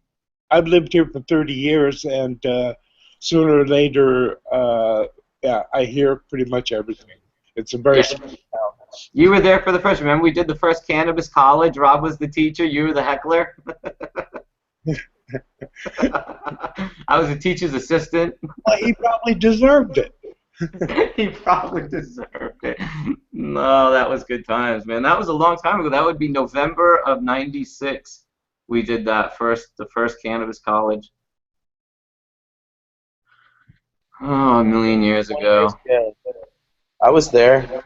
You were there for it, weren't you? Yeah, doing it right there in front of the mother room. Dan Rather as well showed up, and no, it was Morley Schaefer. Dan Rather was not out there at the. Morley Schaefer was chain smoking cigarettes, wearing a trench coat. Looked like walking death. And I had to go with him to bring him to all these coffee shops, and all he did was smoke and smoke and smoke cigarettes. That guy he didn't want to try cannabis, and I was like, it's a better alternative. You just look at me and smoke a cigarette. That was 95, right? Morley Schaefer? Morley Schaefer would have been 95, yeah. So you know what? Maybe that was 95 we did it that year. I did it. No, I thought it was 96 I did it. I thought I did the Cannabis College in 96, but Morley was there in 95. The 60 Minutes clip. Oh, we used to think change was just around the corner. Change is just around the corner. It's just taking a lot longer. There was a lot more corners. Right. It was a bigger corner than we thought it was going to be. I'm sorry. See Dad later after your nap, okay? It's sure not what I expected to see happen in Amsterdam. No, it's, but you know, it's funny because cannabis is like a giant waterbed. And two things. Number one is wherever the authorities push it down, it just pops up someplace else. And the other thing is that wherever superior cannabis technology or quality or cheap prices exist, cannabis osmosis, one of the basic physics principles of the universe, makes sure that it gets every place else it needs it. Cannabis has been very good at disseminating itself, yes. There we go. I had my little boy visiting me for a while on my lap. My wife had to peel Well, him off and me. look who just popped in, Mr. Mel. Mr. Mal in the house. But is he in the house or is it just a picture? Are you there? Oh, he's on mute too, so we don't even know if he's there because he could be replying. Who Well, is it? not only that, but the plant has done a great job of convincing us humans to propagate it and keep it alive and to breed it.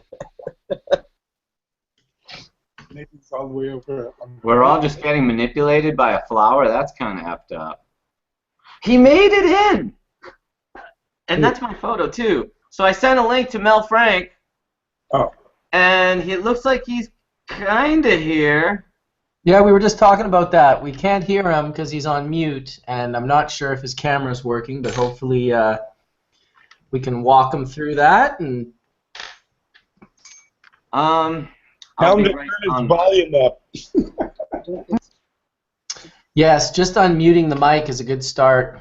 I think sometimes people come in on phones, and it's not quite as easy to see all the little, you know, like on a computer, it's very simple. There's only really a few buttons at the top, and like a 5 or whatever, 6, and the microphone is of course one of them.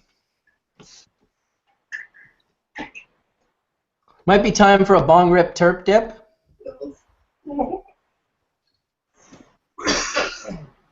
Bong rip. Lemon pie as my modulator.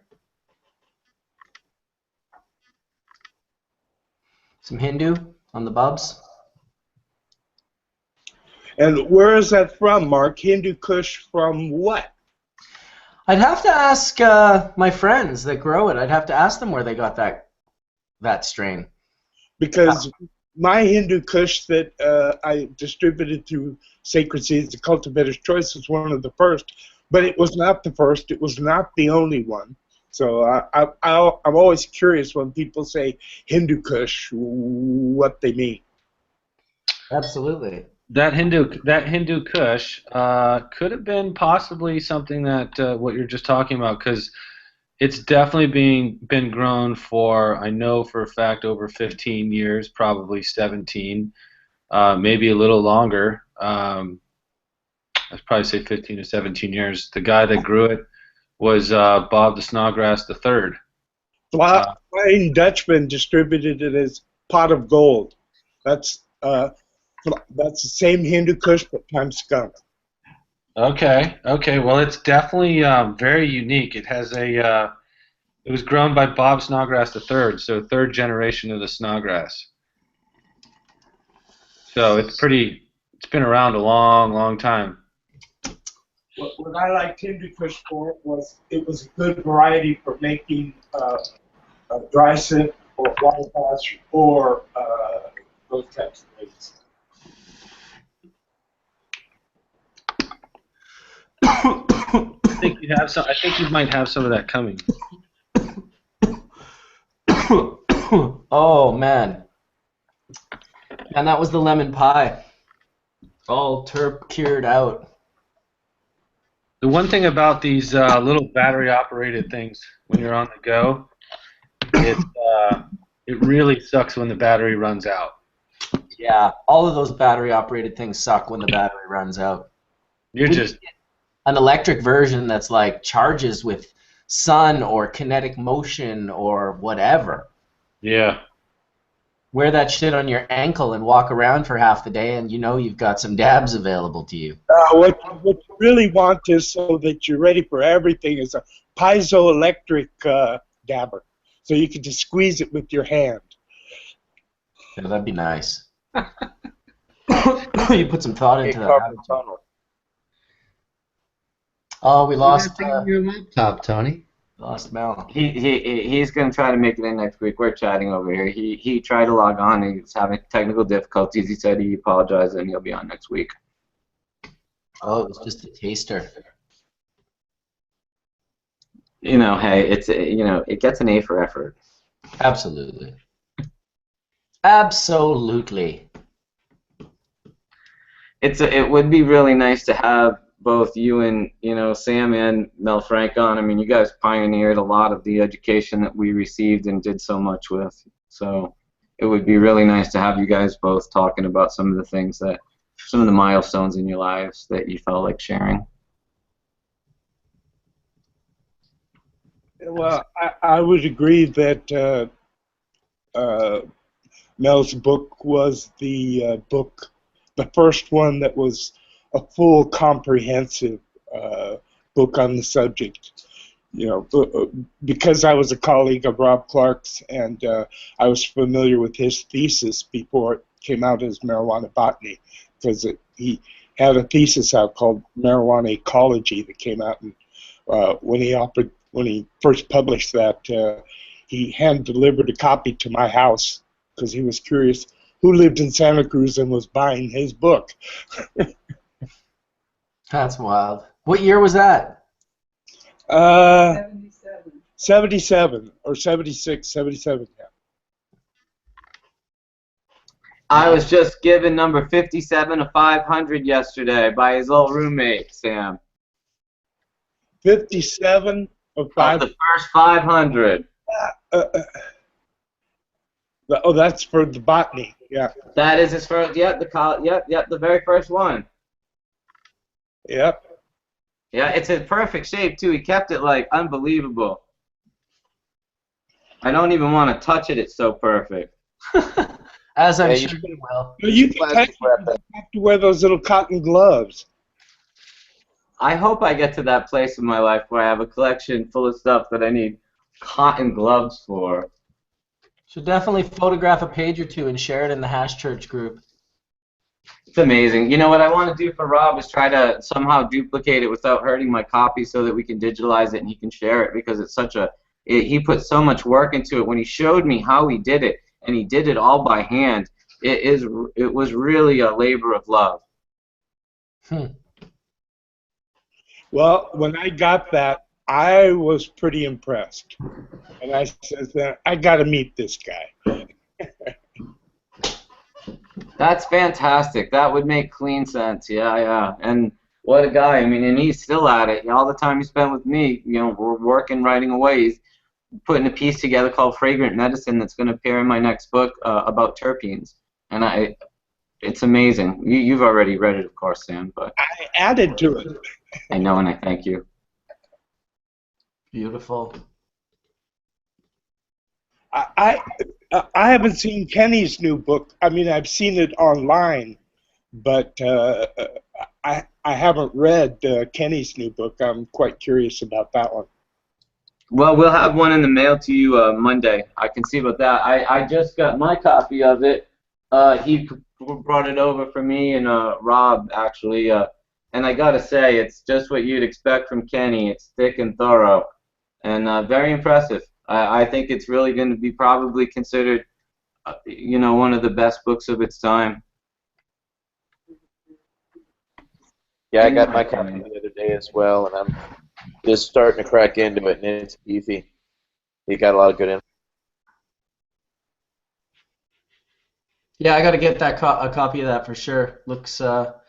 I believe Amazon is shipping at this point, so anybody that wants to can just go on it and get it. It's not very expensive. It took them 7 years to write. It took a lot of work, and making a book is not an easy task, as anyone who's made a book knows. And as many people that have never made a book know, because the obstacles just seem to be too great. I'm proud to have images in it, of course. You have so many great images in it, Mark. I was just looking through. It's awesome. Oh, dude, then I'm getting a copy for sure. You are. Oh, yours look great. You are highlighted like beautifully. I mean, really. Wow, that's cool. I've only really seen the cover of the book. Have you seen one of those before, Mark? Oh yeah, look at that. Once or twice, right? Once or It's the Super twice. Mambo version. Every bit. And people are gonna love this from Hash Church because really, it's you breaking it on down, using the bubble bags, making sieved hash. And for those who don't know, Mark was a huge contributor to this book, and rightly so. The technology and the innovation has been really pivotal in our hash appreciation. I honestly had no idea that I had that much shit in that book. That's amazing. These are my images. This one's not, but these sets are mine. I don't have nearly as many as you do. I'm a bit envious, actually. Well, we also got Andre Grossman with photos too, and Andre is a great photographer. Nice. I haven't seen Andre in like way over a decade. Yeah, he's fallen off the scene. I haven't seen him since I was in New York. I went to his studio, and it's been almost 2 decades. Last time I really talked to him was just after 9/11. He was telling me all about his intense situation of being in the city and everything, how his experience basically, and it was really the last time I talked to him.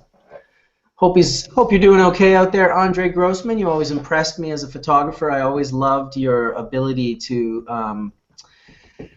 I guess, just take attention to detail. Like, he took attention to detail to the next level. His photos are beautiful. He has quite a few really nice photos in here, actually. Have you ever seen him shoot? One of them right here. Yeah. Have you seen him shoot before? Seen what, Mark? You get this. Have you ever watched him shoot, take pictures? Oh, I've been with him while he was working. Yes, in Holland, I certainly have. Yeah, I kind of helped out a little bit, just trying to be polite. Sure. Yeah, it's quite something, especially when he sets everything out. Sets everything up. It's impressive. Gets his little scope on the back of the camera, looking closer up. It's pretty cool. Hey, puppy. Making an appearance on Hash Church. Of course. But have you seen this? Check this out, Mark. Here's the latest. The sample goes right here. I can move it this way, and I can spin it. So we're pretty soon going to have spinning buds coming out. And then this is fixed, and it's unbelievable. Man, I still take everything freehand. I don't even use my tripod anymore with my macro because I find that I guess I've learned how to move my camera around that sort of macro world, and I find when my camera's attached, I lose that ability to, like, because I'll see something I like and then I'm like, oh, all I have to do is do this and come at it from this different angle, and all of a sudden the perfect shot is there. So right. The difference is now is it's going to take not just layered photos, but photos as it spins. So it's then going to actually turn it into these little 3D virtual objects, and you're going to like it. Yeah, I'm trying to take the quality of the way we see things to a new level. I mean, you and I have always had a real detail for our photography and eye for our photography, and now that we're going digital with it, I think people can really, beyond Instagram. Instagram just sucks for photos as much as it's only for photos. It doesn't really let you blow up and look at things and see anywhere near the quality of what we're shooting. So going forward, that's some of the things I really want to highlight, so people really can see parts of the plant that they've never been able to see up close.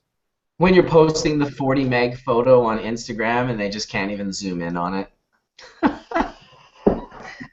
Instagram has a long way to go. They're looking at it on a 1.5 by 2 inch screen. Yeah. Well, that's cool. I'll look forward to seeing those 3D shots. I do love the idea of taking it to the next level. Someone asked me what I shoot with. I shoot with a 5D Mark III, and of course the MPE lens. That is a 65 millimeter. Great lens. Oh yeah. Someone else already answered. Look at that. Lots of people ask me that question. Holy, over the years, a lot of people have asked me that question. How about this cup my mom made me? Thanks, Mom. Is it hemp? It's definitely not hemp. Weird that the bubble man and the nuts won't come out. That would be cool, a little ceramic hemp glass.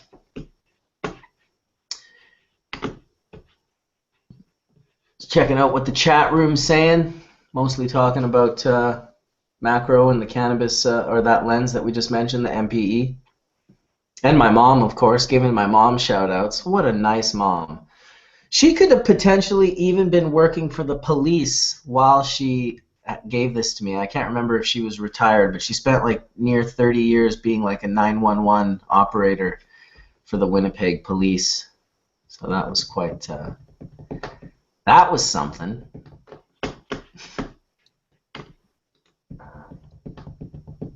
What's in the mug today, B-Man? Well, what's in my mug? Beautiful H2O. No sugar added.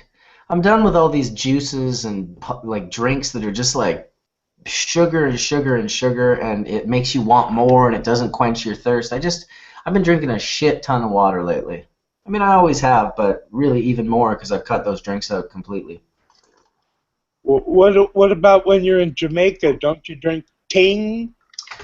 I had a few ting. I have to admit, more of the juices from like just natural and stuff. But yeah, there was tings. There was what's the other one?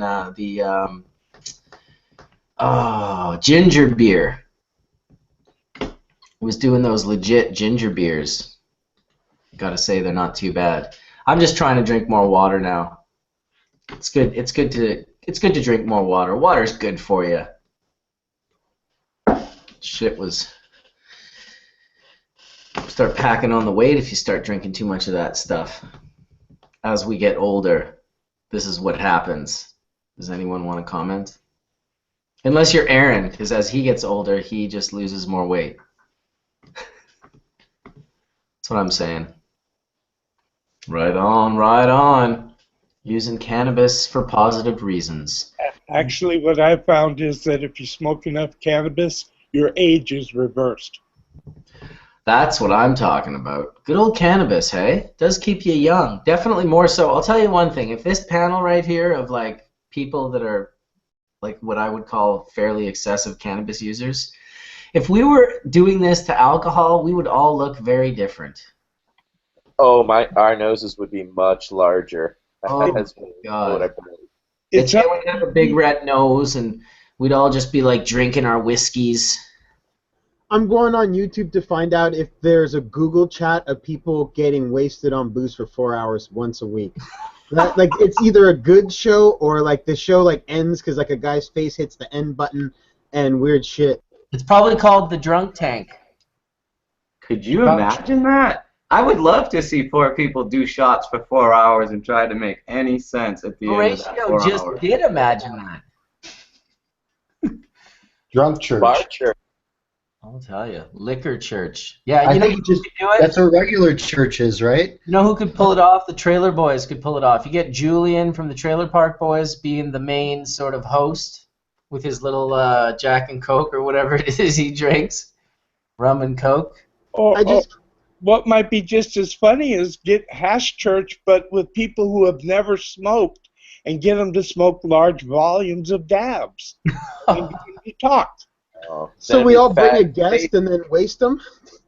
It would be faceplant church then. Hey, you know what? People can see it. There's been guests that have come on and annihilated themselves by getting too stoned and then just been kind of like, shit, that's harder than I thought it was. We could all bring our mom on. There you go. My mom would come on for sure. Yeah, I would have to say this panel has especially the regulars have a large tolerance for high quantities of THC, whereas we've definitely seen when those who don't come on and yeah, not so much. To enunciate and communicate, right, Mark, Mr. Skeldown, right? You know, you gotta have a certain amount of saturation, you know. It helps to be a little lubricated. Hey, someone asked a question a while ago. It was for Skunkman Sam, and it was about where he would like to see the breeding of cannabis go in the next, like, you know, in the future here, in the next 10 or 20 years. What would you like to see some of the focuses be on breeding? Well, that's really easy.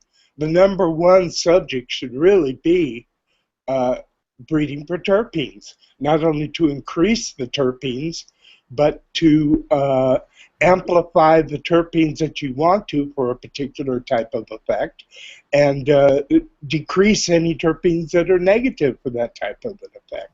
I mean, it's so obvious. It's already been done for cannabinoids.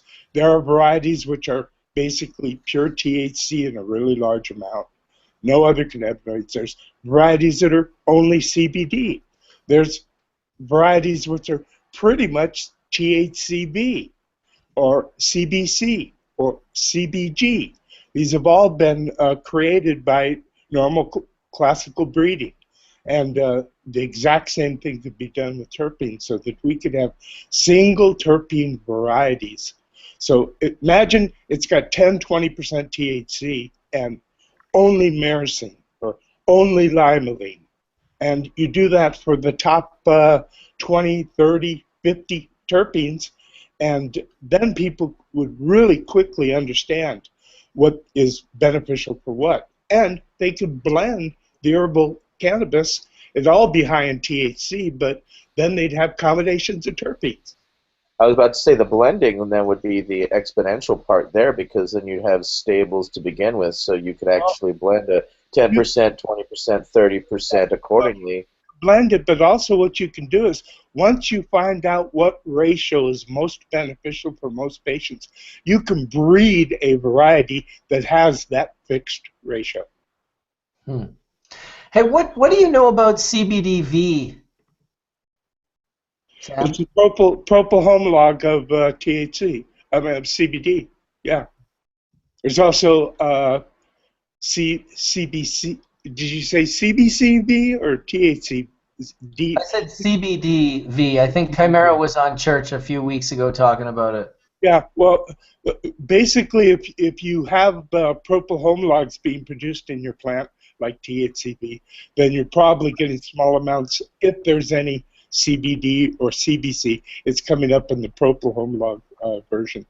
You're going to get all of them. Why wouldn't you get all of them? It's just the same chemistry. Well, the reason you wouldn't get all of them is for the same reason that when you grow cannabis, you don't get all the cannabinoids. In other words, you don't get, with every plant, all THC, CBD, CBC, CBG. You get whatever the plant is genetically wired for. Oh, no. That's exactly what I'm saying. But the point is that if that CBGA with the C3 tail is made, then there are going to be varieties that they're going to take that to the THC version, which is THCV. They have the synthesis correct. Right. That's the only point I was making. Well, and that's why about 3 months ago I posted about that Ringo's Gift. Ringo's Gift is 10% CBD, 0.03% THC, and 2% and 100% myrcene, no other terpene. So that means it's 30 to 1? It's a 30 to 1 with isolated myrcene terpene only in it. Tony, get me a leaf of that, because I'm very interested in studying the inheritance and the even more so the expression of CBD genes, and to see if there's more than one version of CBD genes and things like that. So if I can just get a dead dry leaf of it, I'll talk to you later about making it happen. You can okay, I've got a few more of his too that are like Harley Sue that has all myrcene and then only one other terpene as well. So he's got both versions. I'll get them both for you. Yeah, it's not the terpenes that I'm focused in on. I'm interested in different background plants that have high CBD with as low THC. So what I'd really like would be 100 or 200 to 1 CBD to THC. But so far the best I've heard is 40 to 1.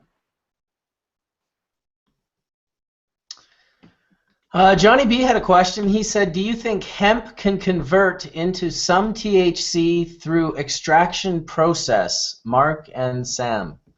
No. That's the quick answer right there. That's the I THC. don't even understand the question. What are they asking? John's kind of asking if can you destroy CBD through the process, therefore increasing the ratio of THC in the final product. Then I misunderstood. I thought he was asking, is the CBD converted to THC? Well, how would you destroy the CBD without destroying the THC? You can convert CBD to THC. Unfortunately, it isomerizes the delta 9 over to the less active delta 8. So that's a known process. Yeah, That I've seen. I've seen. I've done that to my own product, inadvertently.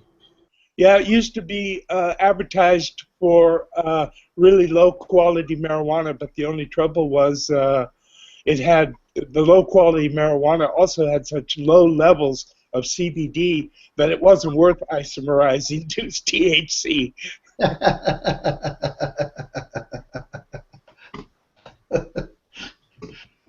They got to do something with that crap.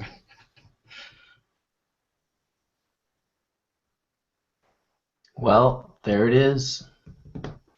Sam, I've got a question for you, because I mean everyone's talking about breeding for terpenes, but then there's the whole side of just making a correct selection, and I kind of decided this logic that if a plant really was going to express itself with any unusual or useful amount of terpenes, that it would begin expressing it from birth. And if you could smell a real unique strain characteristic from a very small part of the plant material, is that a viable method for selection? Like if you're just popping seeds and you do not have really any ability to keep a clone and flower out 20 seeds, but in veg you could smell, this one smells like skunk, I'll kill the rest and move on. With seedlings, I think that's pretty difficult. I mean, from seed, even little tiny seedlings, if you analyze the cannabinoid profile, the profile doesn't really significantly change. Only the absolute amounts increase with maturation of the female flowers and stuff. Whereas with terpenes, I don't think that is true. I don't really have the work one way or the other, but I just know that the plants don't smell the same when they're vegetative as when they do when they're flowering. That's because I think the terpenes are primarily being produced in resin on flowers or leaves, but it's the resin that's on little tiny seedlings is just the resin with no stems. It's right on the surface of the leaf, and they're very small. And I don't know if the terpene profile stays constant and just the amounts change with maturation and stuff. I don't know. I guess I asked because I've come across very small amounts of stem material that have such overwhelming terpene profiles that I look at it, I'm like, I could extract this with no flowers and I would get terpenes. I've got to breed this, I've got to let this flower, because if this stem stays alone, all the flower is cream on the cake versus all the other ones that just smell like vegetative matter, and you hope for the best. And when something has a particular smell on a stem, is that on a flowering plant or a vegetative plant? I literally smelt it from, like, within 1 week of it cracking. I was like, why does this smell like weed? And that seedling grew on versus all the other 10. And I let them veg, and everything grew, all the other ones grew really, really well and strong. And I'm like, wow, that's kind of what people want. But I'm attracted to this small one that smells finished, and there's no flowers. If I was selecting and I don't have the room, I killed the other 9 immediately and use that to kind of filter my way through. Basically, when you only have 8 slots, you really, really want to hit it out of the park. Is that, as my technique, if I smell a very small amount of plant material, those basically stemless trichomes that hold that much terpene, is there any chance it's going to lose that ability? Because I've had that same veg for a year. I don't know if there's a direct relation between what you're smelling and what the finished plant would be like and what it would smell like, and is it that you would want that. I don't know if there's a direct relationship. Obviously, there's some sort of relationship, but whether or not there's a direct relationship, in other words, what you need to do is, the only way you can answer it is to take 100, select them the way you do from little tiny seedlings, and then grow all 100 of them to mature plants and see, are your evaluations as seedlings equivalent to your evaluations as mature plants? First of all, I normally go after the big, healthy, vital plants. I mean, if you're going after some unique little terpene, you could probably find it on a big, healthy, vital plant too, to be honest. It's because I followed your type of logic. It was the 9 sisters all had huge stem diameters, and I was like, wow, the strain was supposed to be purple Thai sour diesel, which is really skunk time sour diesel. So when one, looked more thin stemmed, like more narrow leaf cultivar, and I'm like, wow, the stem smells like sour diesel now. Everything else looks like awesome vegetative growth that has awesome potential, but this stem smells like sour diesel now. What do I do? Have you grown that plant to maturity? I'm in a situation where I keep shifting, so I've literally kept that genetic alive while I'm building my grow. So that's kind of it. I keep popping seeds and killing everything that basically doesn't smell like a finished bag as a vegetative plant. And that's kind of why I'm like, if I can only gain, technically. You're going to be able to tell us whether this system works better than me, because I don't do that way. I use really huge numbers of plants. Although I do start judging them early like that, I never kill them according to that, because I have the room to grow thousands. So when you make something that becomes the variety you're going to breed from, is it ever from something that smells like nothing in veg but completely goes over the top in flower? Like, is that attribute just as valid, or do you find... Absolutely. Yes. So I'll never basically, so there's never a case where you're like, no, when I grow my skunk, I know it's the skunk from a piece of ripped leaf. It's never like that. It can totally be a 180. No, I mean, that's not true. People used to put 4 or 5 different buds in bags when I would go visit them, decades ago, and they'd say which one was which one, and can you tell which is your skunk? And I was never wrong, but I mean, it's a lot easier to judge finished product than it is to judge unfinished product. Here's a question for you, Sam, from C-Ray. Ask Sam how Reinhold von Sengbusch developed ultra-low THC cannabis varieties. Do you know anything about that? Well, if they're the ones I'm thinking of, then it was just a mutation where it stops at CBG. So the plant produces CBG, but it doesn't have the THC synthase. Interesting. It's got a mutation, so it doesn't produce THC. Well, we don't want that Some one. of them have the mutation. Some of them have the mutation before CBG, so they produced no cannabinoids.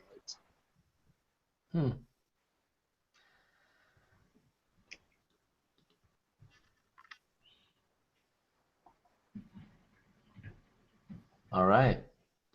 Well, I guess on that note, I'm going to enjoy some cannabinoids. Feed my endocannabinoid system. Schmeck. How many plants did Reinhold grow to find those mutants? I mean, doesn't he... Can I ask you something, Sam? Do you think, we were talking about this earlier, do you think that study that showed that the one where they hurt the people, where they were trying to modify or play with the endocannabinoid system and the medicine they used killed the guy? I mean, do you think that studies like that will show that we have a need for the endocannabinoid system in the way we do our vitamins and minerals, and there could come a time when non-psychoactive cannabinoids are being put into our food, much like vitamins and minerals in the 40s and 50s? I'm not sure how much I think that cannabinoids are the way to cure endocannabinoid deficiencies. But you're definitely right about these people that were using synthetic, I think FAA inhibitors or something like that. But it can cause problems in the endocannabinoid system. Also, too, the people that were trying to produce, wasn't it it blocked either the CB1 or the CB2 receptor, and they were trying to use it as a diet drug in France a couple of years ago. They did some clinical trials, and it ended up causing all kinds of serious problems. One of the bigger problems is when they've given things that block anandamide and endocannabinoids from binding, is when rats have litters, they don't suckle. So if they can't receive the endocannabinoids, they do not suckle. So it's pretty deadly. To block them, which is really what we're showing. You know, when the way they try to portray the headline is a cannabis drug caused it, it was just so misleading. And, you know, and they backpedaled it, but, you know, I think they backpedaled it, you know, a week after the headline had already kind of grabbed a bunch of people and made them wonder what the heck that meant. Yeah, that was some bullshit for sure. Yeah, I vote bullshit too. Well, it's good though. You know, their bullshit could be further nails in the coffin of this agenda that's keeping people from even being able to study. Was not cannabis. It was a synthetic. That's number one. It's the equivalent of saying that kids dying when they're taking spice products are dying from marijuana. It's not true. They're dying because marijuana is prohibited, so they're taking synthetic analogs of cannabinoids, which cause serious problems because they were never tested for human beings. They weren't meant to be vaporized and heated. A lot of them are not thermally stable, and unlike the components in cannabis, which are thermally stable and will vaporize, a lot of the synthetics, which are nitrogen-containing, will decompose into noxious products. And those are the noxious products that are killing these kids. The majority of them were invented by a good friend of mine, John Huffman. Oh, yeah, I know John. John is legendary in chemistry circles. If you when he found out people were taking these, he just went ballistic. He says, Jesus, these things could be terrible for people. You know, I mean, he has no idea. These were meant strictly as something to be used in a lab so that people could understand systems better, not to be given to human beings without testing. Well, on a side note, I just hit the Golden Goat Terpenes, and I cannot believe how good that profile is. It's up there with one of my favorites, I have to say. That is unbelievable how much better that makes the rip of hash. All over my lips, just this Golden Goat lemony goodness flavor. Damn. It's good. Olfactory spectroscopy. Man, it's so good. It's so strong on my lips that I can smell it coming off my lips under my nose, and it's just like a real light, nice. Yeah, kind of like Vicks Vapor Rub. Yeah, this doesn't smell like Vicks Vapor Rub. This No, I don't know, but it's the same. So what's happening to those cells, Mark, is as the terpenes penetrate through there. I mean, again, you're opening up those cells for business. Things are happening. They're super. It's light though. Like it's not when I've smelled the fresher terpenes and it's kind of burned. It's really like a smooth smell instead of a raspy kind of grab you by the nut smell, if that makes any sense. That might just be a function of being at the right temperature and the right dose. Oh, really. It feels all right, I'll tell you that much. From a bioassay standpoint, it seems A-O. What's the temperature of your e-nail? Well, my e-nail's at a solid 575 right now, Mark. Okay. I'm doing low temp dabs, but I'm also using, and it's dirty right now, but I'm using the doghouse with the quartz. You know, it seals it in. It's a little bit different than when it hits a nail and goes up. I have to say, there's definitely something. It's a pain in the butt. You really have to torch it and clean it, but it's an amazing system. The idea of taking a dab and not letting it blow off the top, but having it completely encased in quartz or whatever other, surface that you prefer to hit off of. Where do you get the terpenes from? You get the terpenes from Blue River Extracts. What is it? It's not .com though, is it? It is .com. All right. Mixing it up with United Cannabis with that .us. I can't remember everything. I can't even remember my own websites, for God's sakes. I have a few of them. Modern problem. I think that there's one that's unique that didn't get a lot of hype, but you have a little care package that should be coming to you. Yeah, that one's super strong. That one, that one and the Golden Goat. Yeah, Jack, lemon, Golden Goat. And like I said, the sour D, after being cured out for like a month and turned to like yellowy syrup, it is now just incredible. As a clear liquid, there was a terpene there that was masking the profile. It wasn't quite like what I was expecting it to be like. And when I just kind of left it and was like, I don't really want to hit this one, and then it was the last one. And then it was like I left the lid open and I kind of misplaced it, and I came back and it was syrupy. A lot of people ask me about like right now there's a cookies and there's a GSC, or there's each run is cultivar specific and depending on the genetics or the way it was grown. But that's why there's been like 4 different Gorilla Glue batches. One was Gorilla Glue 11, one was the 4. Different types of growers. Even everyone that grows, maybe if they grow sun-grown, some people have their own tea mixes, their own living soils, or whatever. Everyone has their own little unique things that they do differently, and those are expressed, so they're not consistently always going to be exactly the same. Sure. So the sour D is something, if you're in California or the East Coast, you get all kinds of different sour D. So I found the one that I'm really, really digging on that you're going to like is the Cavello Sour D from MTG. It's an area where it's grown. Yeah. But that's really the fuely, soily, that's like a really fuely, soily, robust, like super sour diesel, like sour gas. But I think you're going to see like different waves. So you got like the first sour D that was okay. I felt it was just like, it's what I consider a California sour D that's like very... Listen, when it cured out, it was amazing, dude. Like a AAA, it was one of my favorites. The minute it finally cured out, and it was my last thing, and I started hitting it, the flavor, it was as intense as the Jack Frost and the Golden Goat. Like, it was just shocking. You'd put the tiniest little bit, like just dip the tiniest little bit of the hash into this yellow goop, and then be like, oh, I wonder how this is going to be. I'll never forget the first time I hit it was just like, are you fucking kidding me?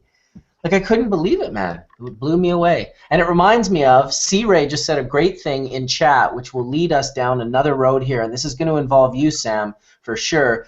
He's mentioning how one has to grow lavender above 2,000 feet of altitude to reduce camphor levels. Do you think that we will learn to grow cannabis at different altitude levels to bring out and to reduce certain terpenes from being produced? Of course, that can contribute to the ultimate product that a person is trying to create.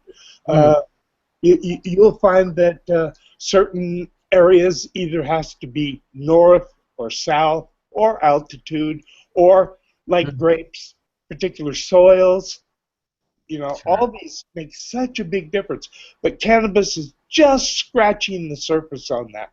I mean, I think California has what do they call it? Where it's I don't know the name. I think it's ABAs, which are a registered area which a particular variety of grape is grown, and then it's always included on the label of wine. You know that it's that variety from that area. I forget, they have them in France too. I forget what they're called. And this will happen with cannabis, but we're a long way from it because half of the tradition recently has been indoor under light growing. That has nothing to do with particular areas, or particular soils, or particular environments. Yeah, exactly. Strictly man-made. And and elevation in lots of plants has to do with like powdery mildew. You know, if you're growing below 500 feet, close to a sea level, I think you would experience completely different characteristics and immunity and all kinds of like properties that that environment would create versus say 1500 or 2000 elevation. You know, so I'm sure that has drastic effects. And I always said that too. It's like, you know, at some point you look at the U.S., they grow oranges in Florida and California. They don't grow them in Kansas. You know, you grow wheat in Kansas. And they don't grow them up in the mountains in Colorado either. No, they don't. It's true. I mean, even France is known for the lavender that they grow in a certain region, you know? Because the soil and the conditions and the environment is perfect for it. Mm-hmm. And the microbial content are all unique in those areas and those geographies of the world.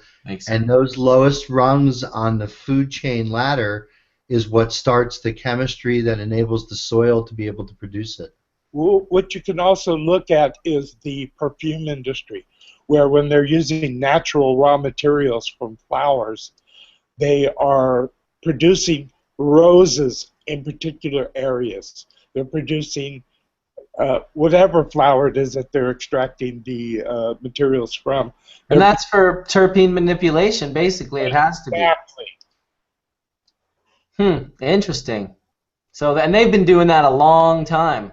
For thousands of years. So maybe we need some people that are seriously into the cannabis industry to make your way into the perfume industry and, you know, find out as much knowledge as you can, because those guys definitely have serious knowledge when it comes to extracting and isolating and fractioning all these different terpenes. Yeah. And knowing that knowledge, where to grow them, like, no, we need to grow these roses in this particular valley. It's like, why? It's like, because... I was contacted by Jovedon Rouge, which is one of the companies that sells smells and taste essences. I think they're the first or the second largest company in the world, multi-billion-dollar company.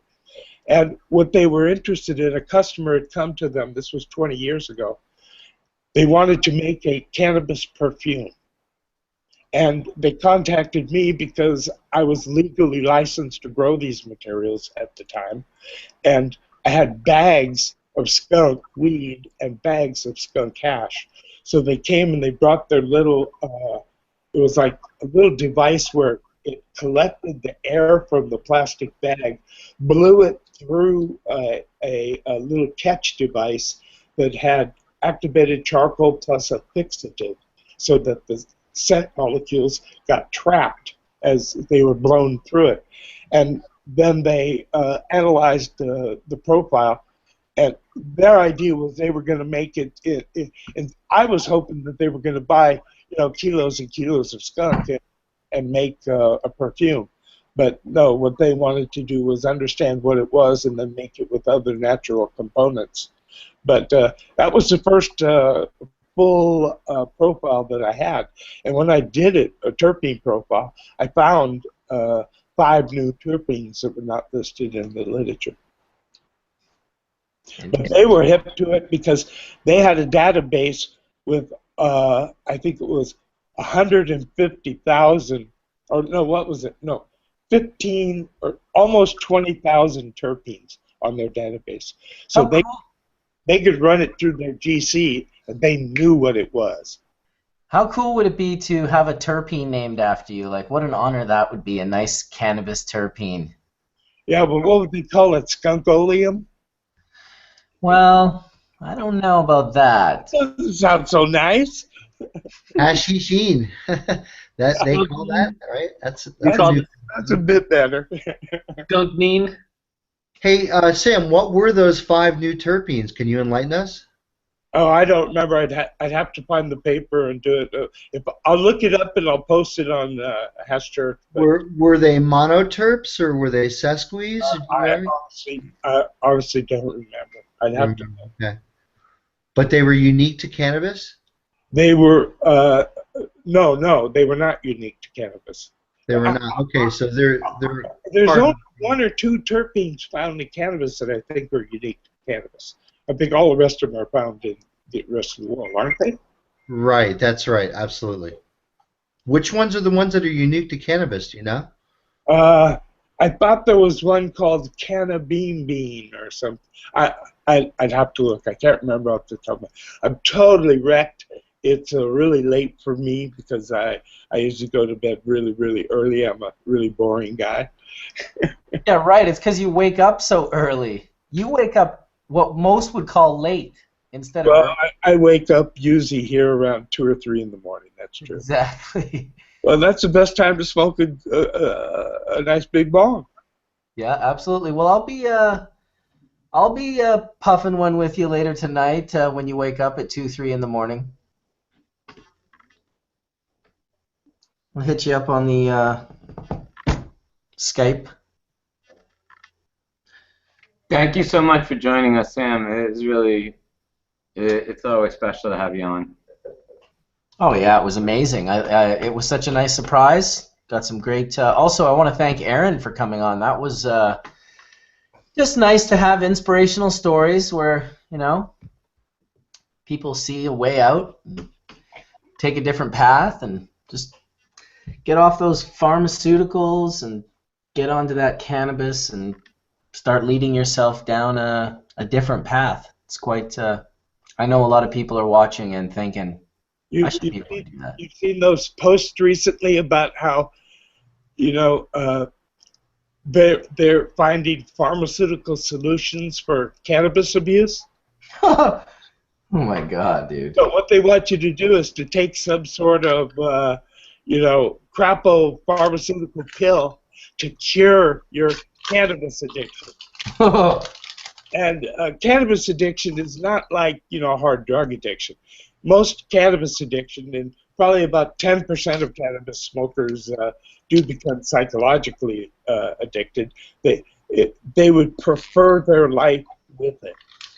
So it's not that they have to have it, but if it's available, they're probably going to get it.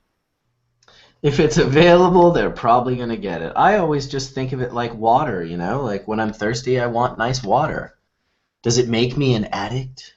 I don't think so. No. What happens is they just identify with your traits. So, like, I was contacted by them, and they asked me, they said, we want to help you with your addiction to cannabis. And I said, me? I said, you think I have an addiction to cannabis? And I said, well, we look at your social media, we follow you. Who said this? The people that are trying to get people off of the addiction. Ah, yes, okay, they gotcha. They contacted me. Tony, did you see the article in the new cannabis journal? It's called Cannabis and Cannabinoid Research. No, I haven't seen that one yet. Well, there's a great article in there about this exact same subject, and in it, there's 3 researchers discussing this, and they're all agreeing that marijuana is addictive, blah blah blah blah, and then they're asked, and if you had to stop this kind of research, what would you do? And one of them immediately responded, I would commit hara-kiri. So while they can understand how addictive marijuana is to all of us, they don't seem to understand how addictive research into that supposed addiction is to them. Okay, what's this article? What is it called? Cannabis what? Well, if you look it up, there's a new journal. It just came out, and it's free online. It's called Cannabis and Cannabinoid Research. What's the pill? What's the pill that's going to cure us? I forget. They had all their different ideas on what sort of crap they should be taking. Okay, so there's an active ingredient, well, orally available. Heroin every day, would probably help. There's an orally available, FDA-approved active ingredient. No. That's what their holy grail is. That's what they've been working for the last 20 years. Yeah, because I can imagine they could go ahead and prescribe OxyContin. Yeah, go ahead. I'm sorry. When I first joined the ICRS, That's the International Cannabinoid Research Society, the premier world group. They were all basically a bunch of piss testers. That's what they were really about. And people like this, you know, people trying to find, because that's who funded all the research of cannabis, was the anti-people. But luckily, the year that I started going to the ICRS, 25, 26, whatever years ago it was, William Devane, came and presented his paper about, I think it was at that time, I'm not sure if it was actually anandamide or if it was just the anandamide receptor that they had cloned. But it changed everything. Within a few years, now all the big pharmaceutical companies are chasing cannabinoids and the endocannabinoid system. And, Oh, without exception. Without exception, they all have patents, and they Right. all know the importance of the receptors, and they're all trying to make an orally active medication, and that's the issue, is that our society grows up thinking that there's a pill for that. Oh, well, what's wrong with that kid here? He's acting up. Here, there's a pill for that. Give him Ritalin, right? Get him started on methamphetamine. This notion that there's a pill, there's an orally active pill. I mean, when the pill goes into the gut, it's digested in the gut. Proven then that pills don't work. You just give them a shot. Yeah, but someone's posting on the chat room that the pill, the anti-cannabis pill, is N-acetylcysteine. Give me a break. This is a fucking derivative of a naturally occurring amino acid. It's not going to have any activity whatsoever. It's going to be digested in the gut, and it's basically a fucking placebo. Their drug doesn't work, you know? It's ridiculous. That's not the drug. Read the paper, and they're talking about several different drugs, but yeah, they're all. And what I think the one in France was called Rimbaton. Wasn't that? So that's a synthetic analog, right? That's a synthetic and it analog. caused problems also. And it's not something that's meant to be vaporized. Like if you spray that on ditch weed, you can't make that into a synthetic weed that you would get high from. It would decompose thermally. It's not going to decarboxylate and do what the phytocannabinoids do. Yeah, Just because it binds to the receptor, that doesn't mean it has the same physical properties as phytocannabinoids, and I think that's the issue. The heart of the issue when Bill Bain discovered anandamide, I immediately obtained some anandamide, and I was thinking, well, now what can I do with this? You know, I can't vaporize it, I can't smoke it, you can't even eat it, because if you eat it, it destroys it. So in the end, what we did was we found out that it solved glaucoma better than THC, and so we got a patent, the first use patent for anandamide in the world. For solving. I mean, that's what GW ought to be doing. I mean, to me, it's like anandamide and anandamide analogs that are. I mean, that's just one. I gave them the patent, and after 3 years, they gave it back to me. They said, who? GW did? Yes, I gave it to them for free. Oh Lord. Well, I mean, doing clinical trials on CBD medicine doesn't sound like something that's really going to end up providing any useful information, because at the end of the day, yeah, I guess it will provide useful information, but are you going to go get your epilepsy or your multiple sclerosis medicine from a GW branded pharmaceutical at a drugstore? No, you're going to go to your local provider or your gardener and basically ask for... You're really wrong about this. Okay, go ahead, please enlighten us. Okay, because you got to understand that in your circle, what you're saying is obviously true. In my circle, what you're saying is obviously true. But in the straight world out there that would not go to a dispensary, there are lots of people like this. They want the benefit, but they want to buy it in a pharmacy. And it's not for you or me to judge. If they want to buy it in a pharmacy, it makes them more comfortable. They prefer following hook, line, and sinker the pharmaceutical companies. They deserve that right. As long as we can have the right to grow and produce our own and still be able to get it at dispensaries. Well, of course, that's unsaid. Yep. So that's what it's all about. You know, it's hard sometimes because people are like, what do you mean? What did he just say? It's like, yeah, of course. If it's about cannabis and getting access, then everyone deserves the right to get it where they want to get it and be comfortable with where they're getting it from. Yeah, I mean, get CBD medication from a drugstore paid for by your drug insurance program by a drug company is just not where this industry needs to go. I mean, this is not a drug that should be sold at a drugstore. This is an herbal supplement, like we were talking before, and it should be regulated as such. And so whenever an herbal supplement can be used to alleviate some type of medical condition or make a patient feel better, it's no position for the government to be in the way of using an herbal supplement. So it should not only be allowed, it should be encouraged. Before going to a drugstore and getting a drug from a drug company that was approved by that Food and Drug Administration, paid for by drug insurance, cannabis is not a drug. It's an herbal supplement and needs to be regulated out of the drugstore. There is no play for the pharmaceutical companies in cannabis, period.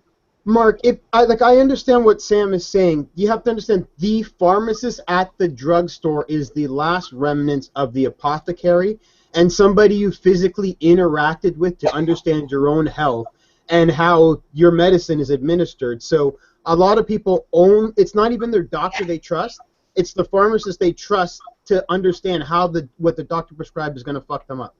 So it's actually the last person you physically trust. When your doctor says take this and fuck off, you ask, is this going to affect the other drugs I'm taking to your pharmacist?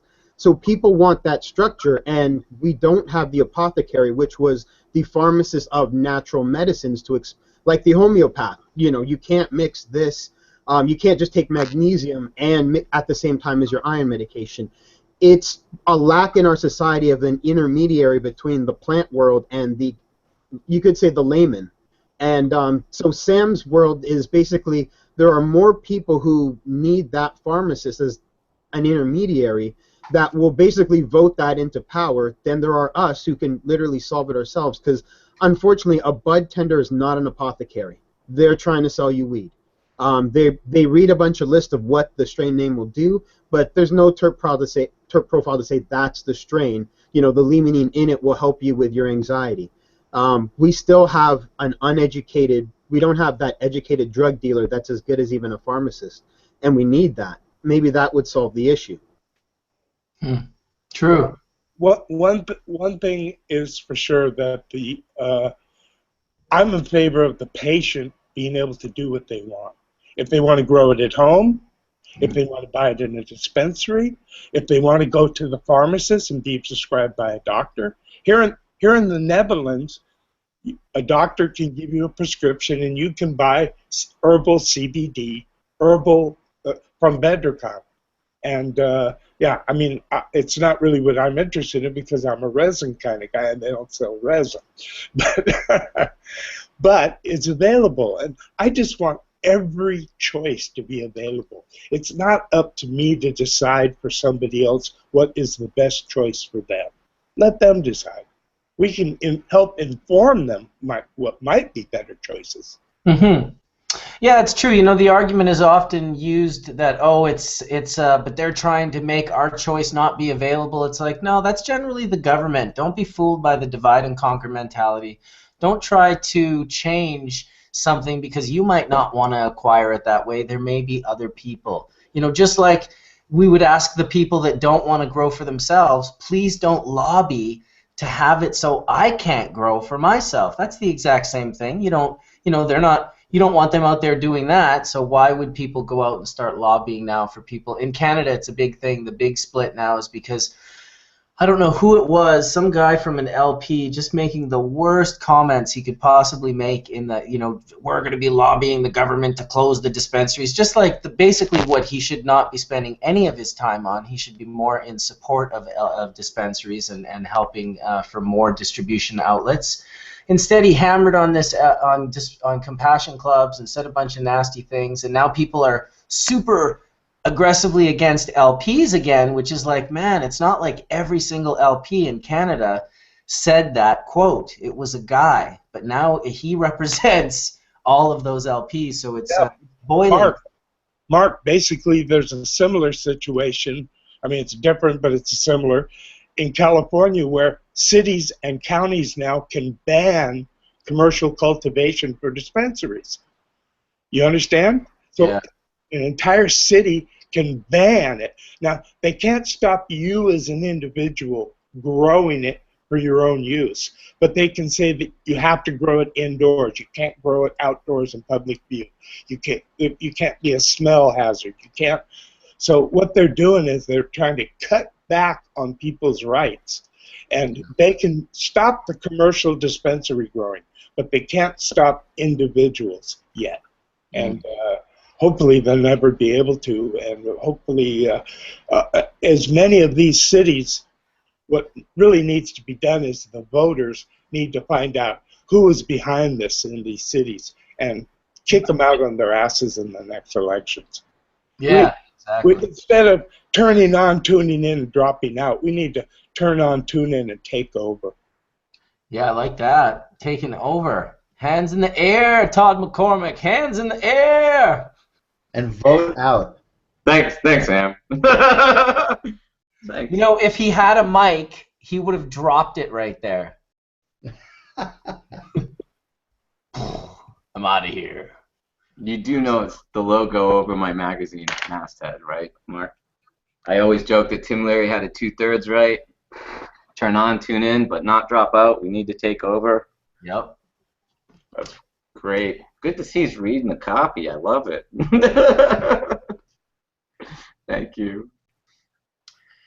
But we do. I mean, this is up to us, or we're going to deal with the screwed system. I mean, this is the whole reason we have to educate one another, and we really have to circulate the information about cannabis around so people can't keep us kind of underground and buried anymore with ignorance. I mean, that's really been the biggest enforcer of this prohibition, is just so many people didn't know the truth. Yep. And the fear was vast and real to many people, you know, that it was like the Tower of Babel version. It was just like, we'll put the fear of God so hard for these people. I want to say something, because somebody made a comment that I deleted on my Instagram about how we don't have enough diversity, we don't have enough women on the panel, and we don't have enough, you know, Horatio, dare I say this, you know, darker guys than me.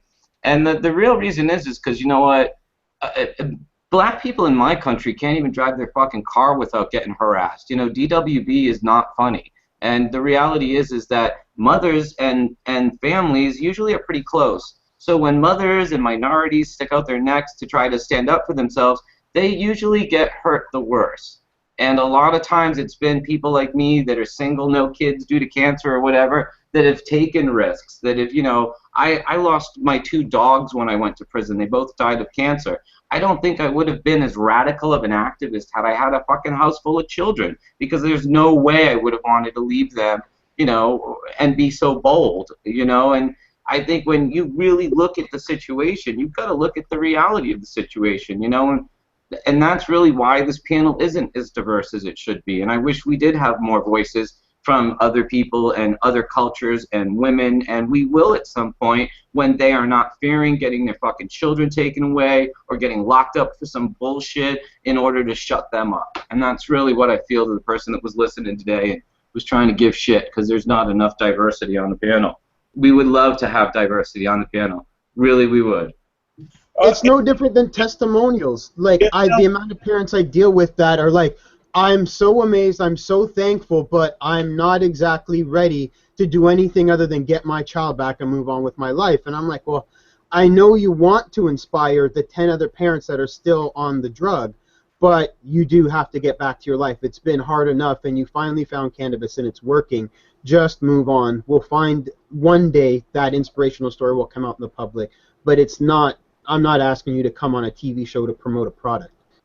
Dude, I agree. You know, I'm a result of a woman that was active. My mother took a bold step, gave me weed, and you know, feared everything because of it. my doctors were real heroes because they allowed me to continue using cannabis with my mother and kept their mouth shut because they saw it was helping me out. I mean, and they were in a really difficult situation because had they been found out to be in complacency with my mother giving me some Schedule I drug, they would have lost their doctor's licenses. My mother would have lost her kid. I mean, there are some serious repercussions to doing what we've done and taking these risks and speaking out. There's a reason that Sam is, contacting us from not America and not Santa Cruz, and it's because for the last 40 years they've been locking people like him up that we will now revere as a scientist ahead of his time. 30 years ago he would have been right there with me in federal lockup if they could have gotten their hands on him. True enough. Scary shit, man.